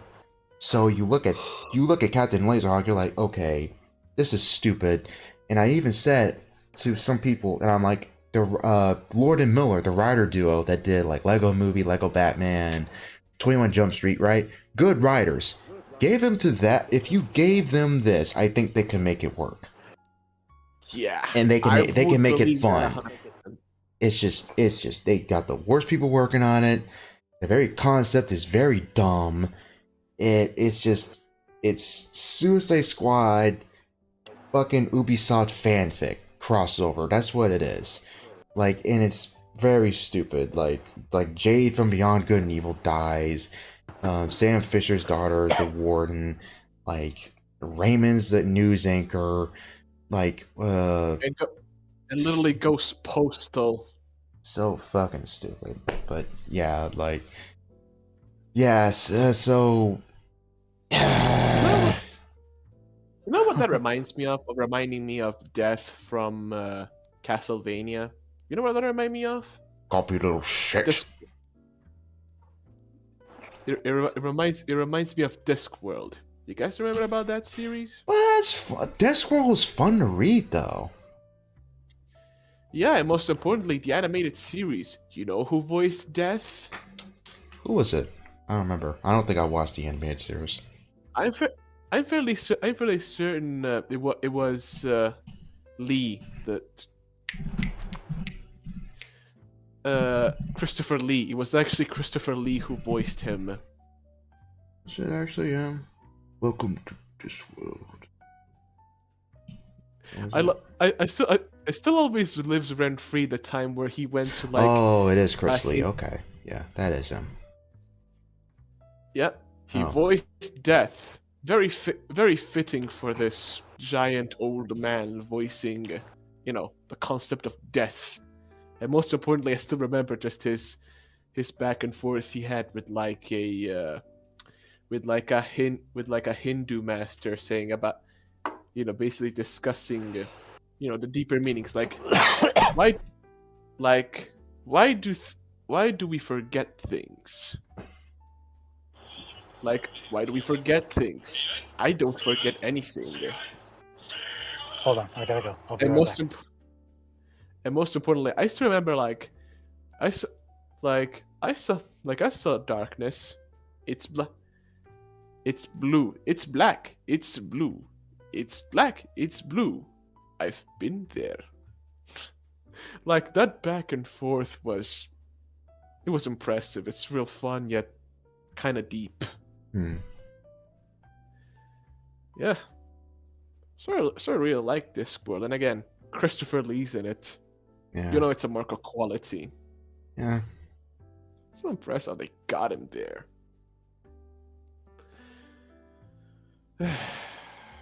Crazy old bastard. I mean, you compare the shit that was, yes, in a way deep, but at the same time fun, and then you get shit like this from 80 Sinclair. We need better quality in writing, and we need to gatekeep this shit. Yeah, well. Boy. Yeah. Especially from man babies such as him who couldn't handle a poo of all things. Yeah. Pussy. I'm gonna say it. Pussy. That's what he is actually, in the end. He's a massive pussy. Thank you, come again.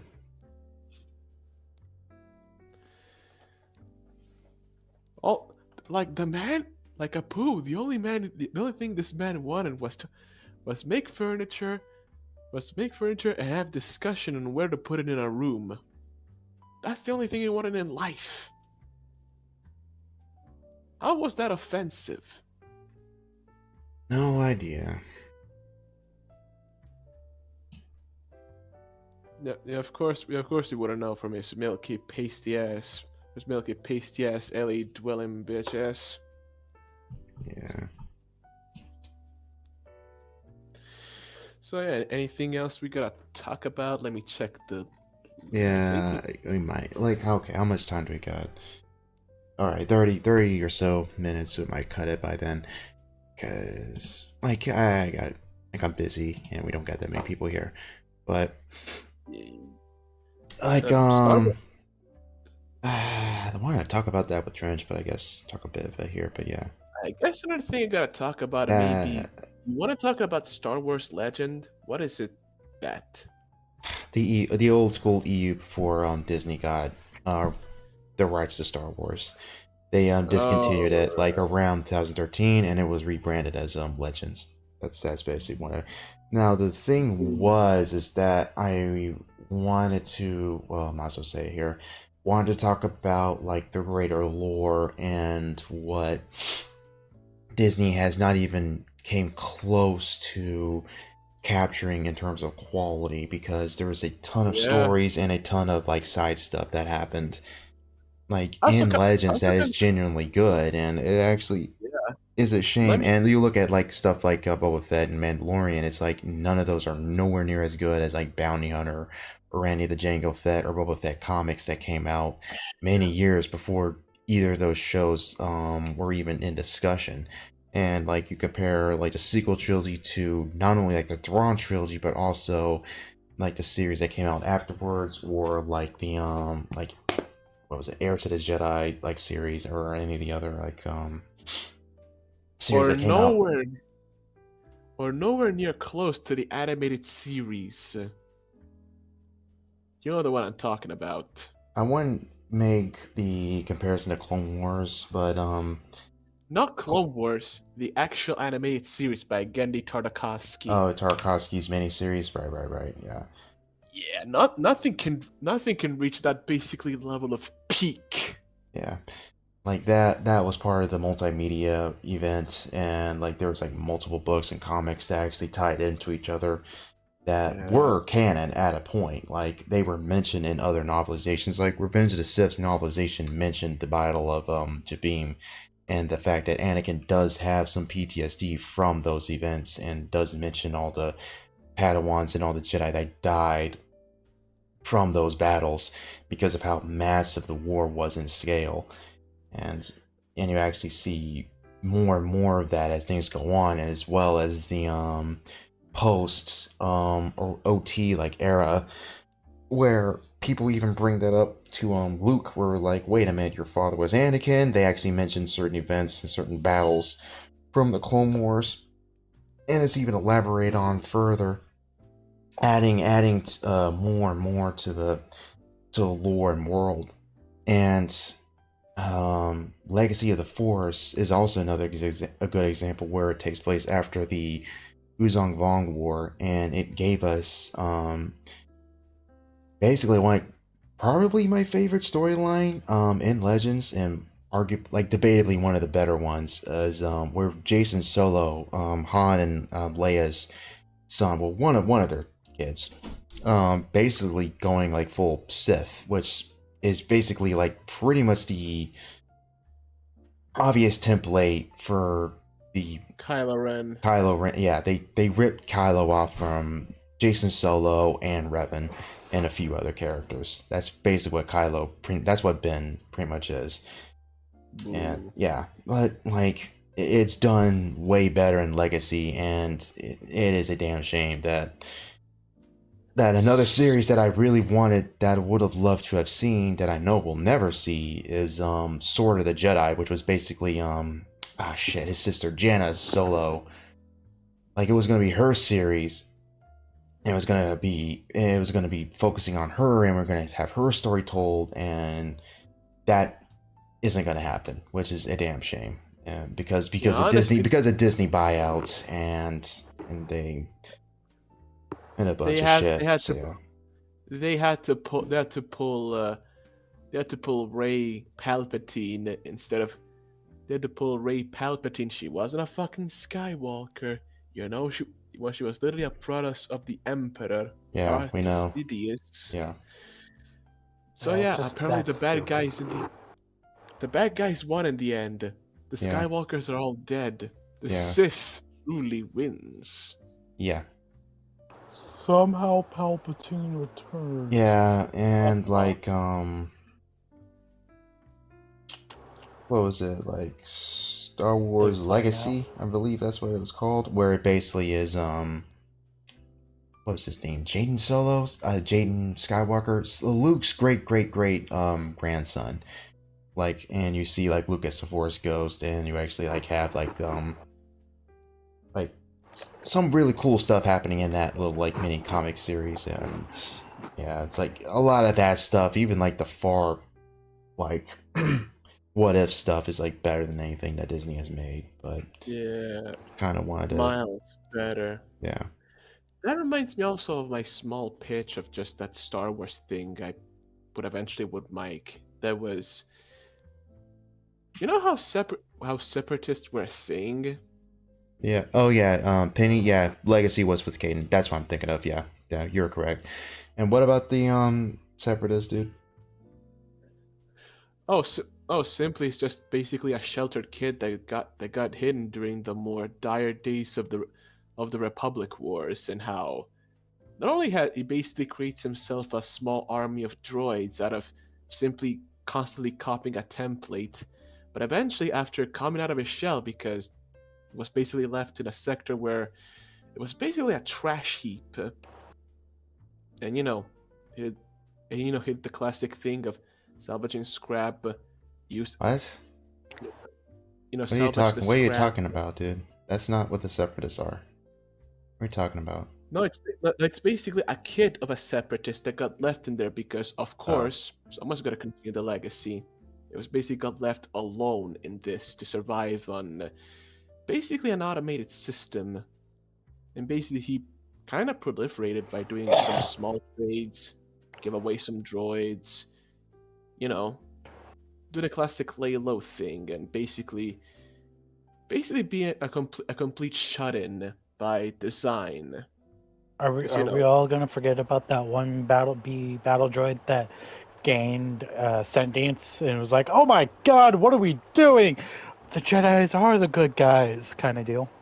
Oh yeah, I remember about that one. I was kind of to try and make some of the personalities of them something like that. Like he eventually creates his own personality course and just, eventually tries to create friends, but deep down he knows he's just talking to automated system, and like he can't really create sentience. He can't get himself those higher cores because they're too expensive, and getting one would grab the attention of someone. Because eventually another If I thing is remember, that if I remember the guys. correctly, how that one died, it basically committed suicide because they're like, "I can't handle this shit." Yeah, I remember that story. That was a good one. But yeah, this character, just this now kid that's grown up, is absolutely paranoid. Classic shut-in syndrome. Till eventually, Destiny came a knockin'. The rebels, like of course the classic small Jedi group or rebels that's like has 1, 2 Jedis. Eventually land him there, and eventually just provides shelter because, well, he's gotta do it. Also, maybe because of the pure artistic thing of, oh, there's a pretty girl. The guy has been basically locked in there for most of his young adult life. Finally gets to see girls that aren't on a holo screen. Maybe that's why eventually he just does it out of sheer, what's the word? Spy? Not out of spite, simply because, there's an actual girl over there, so of course he's a virgin. He's crushing on her. So, out of sheer Reddit moderator. basically, he just gets in there and so like, so how's things out there? And eventually they just lay out everything that has happened. He starts laughing. He starts laughing. Aha, my dad was right about the Republic. See what happened? See what happened? He was right. And in that scene, he's just that I came up with, he's just completely, just absolutely socially deaf. Like, yeah, the guys were basically hunted by space pirates or something, and he's just there bragging that he was right. It's this thing that I had in mind. It's just, it's just this dumb concept that I had in mind. Dumb thing. You can cut it out if you want. Should I?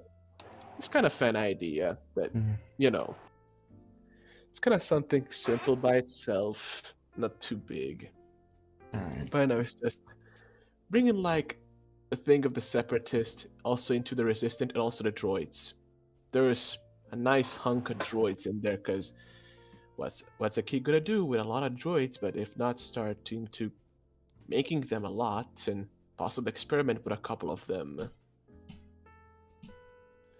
So because his father was the owner of a droid making facility and had the templates, programs, blueprints, all of that, and left a couple of copies in the big PC.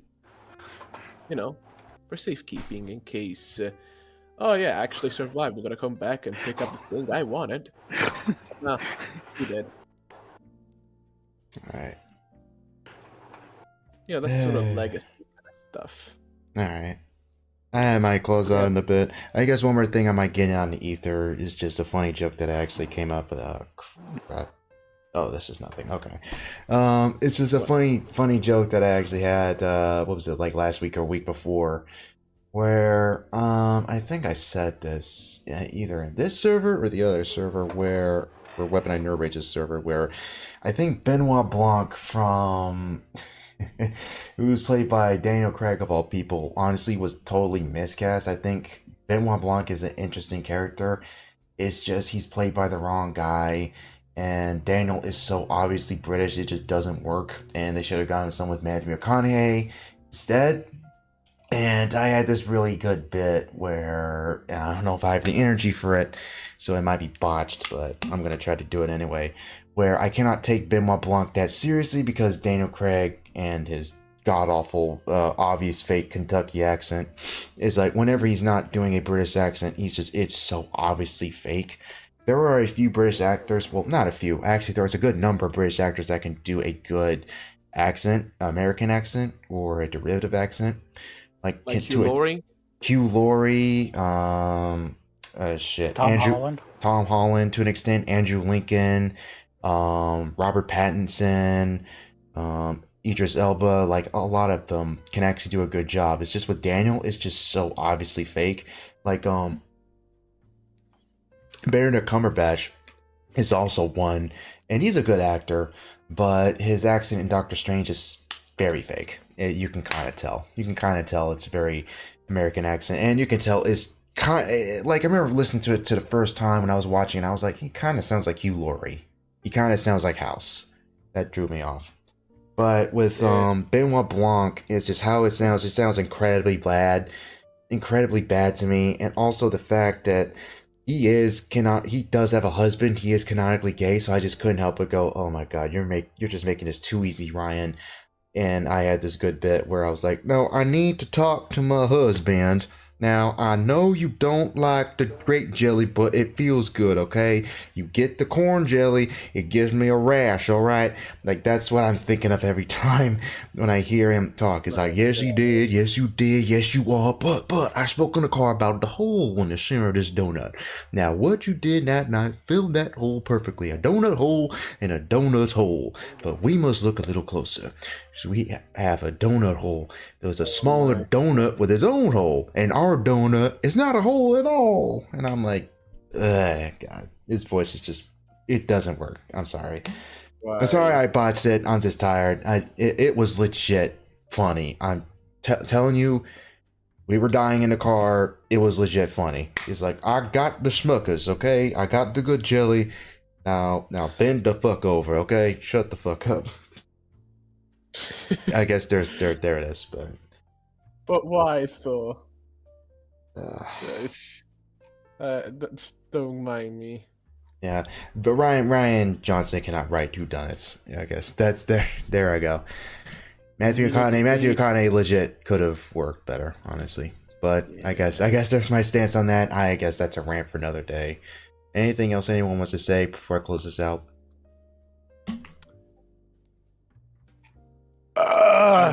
Baldur's Gate won Game of the Year from Golden Joystick. Gaming's dead. Gaming's dead. Why is it dead? Why? Baldur's Gate is a good game. Fuck that game. Yeah. For the bare necessities, the simple bare necessities. Forget about your worries and your strife. I mean the bare necessities, the simple nature's recipes. I get it. You can fuck a bear, necessities but of life. Load. I get it. You still find it funny that you could fuck a bear, but I find it insulting that you can fuck a bear. I find it insulting that they advertise the game on that. I find it insulting how it's okay and people are praising the game for its degeneracy, yet the moment you play an anime game, you're a pedophile. It's like, where the heck loads of people calling people playing this game zoophiles? It's like, oh, okay, now I know how it is. Fucking journalism. Yeah. Fuck Wizards of the Coast and fuck game journalists and fuck Baldur's Gate. Agreed. Wow. I like Larry Nerd Studio. They literally they had no funding from Wizards of the Coast to get this game. Yeah, and then eventually they just made it up by literally giving us they give us a big demon GF that wants us bad, but she can't. It's forbidden love. Oh no, you can totally fuck her. You just have to do the right quest. Yeah, and I mean, yeah, we're not fucking a bear in that case. You know, And literally that bear fucking scene is from Halcyon, who is a character that you could totally miss getting into your party. yeah, And it is kind of because- creepy that he comes onto you really fucking fast. Yes. I just don't like that character, so I was like, Yeah. oh, never seen the bear fucking scene. Yeah, I don't even get why they had to do it. Like, what's the point of showing this scene? Why? I don't know. I don't know. Maybe someone got high in the advertising room or some shit. I don't know. Maybe it was a That was- company decision that wasn't Larry Head. Maybe it was like, hey, we're gonna do this. Yeah, I feel like this was definitely something that the suits had to do or something. Yeah. To get that woke So- burling, it's like, hey, we can have gay bear sex. Yeah. This is- Don't blame Larian. They didn't want this. The fucking suits did. Yep. Oh well, Yeah, Baldur's that Gate too. is- Game journalists are fucking zoophiles.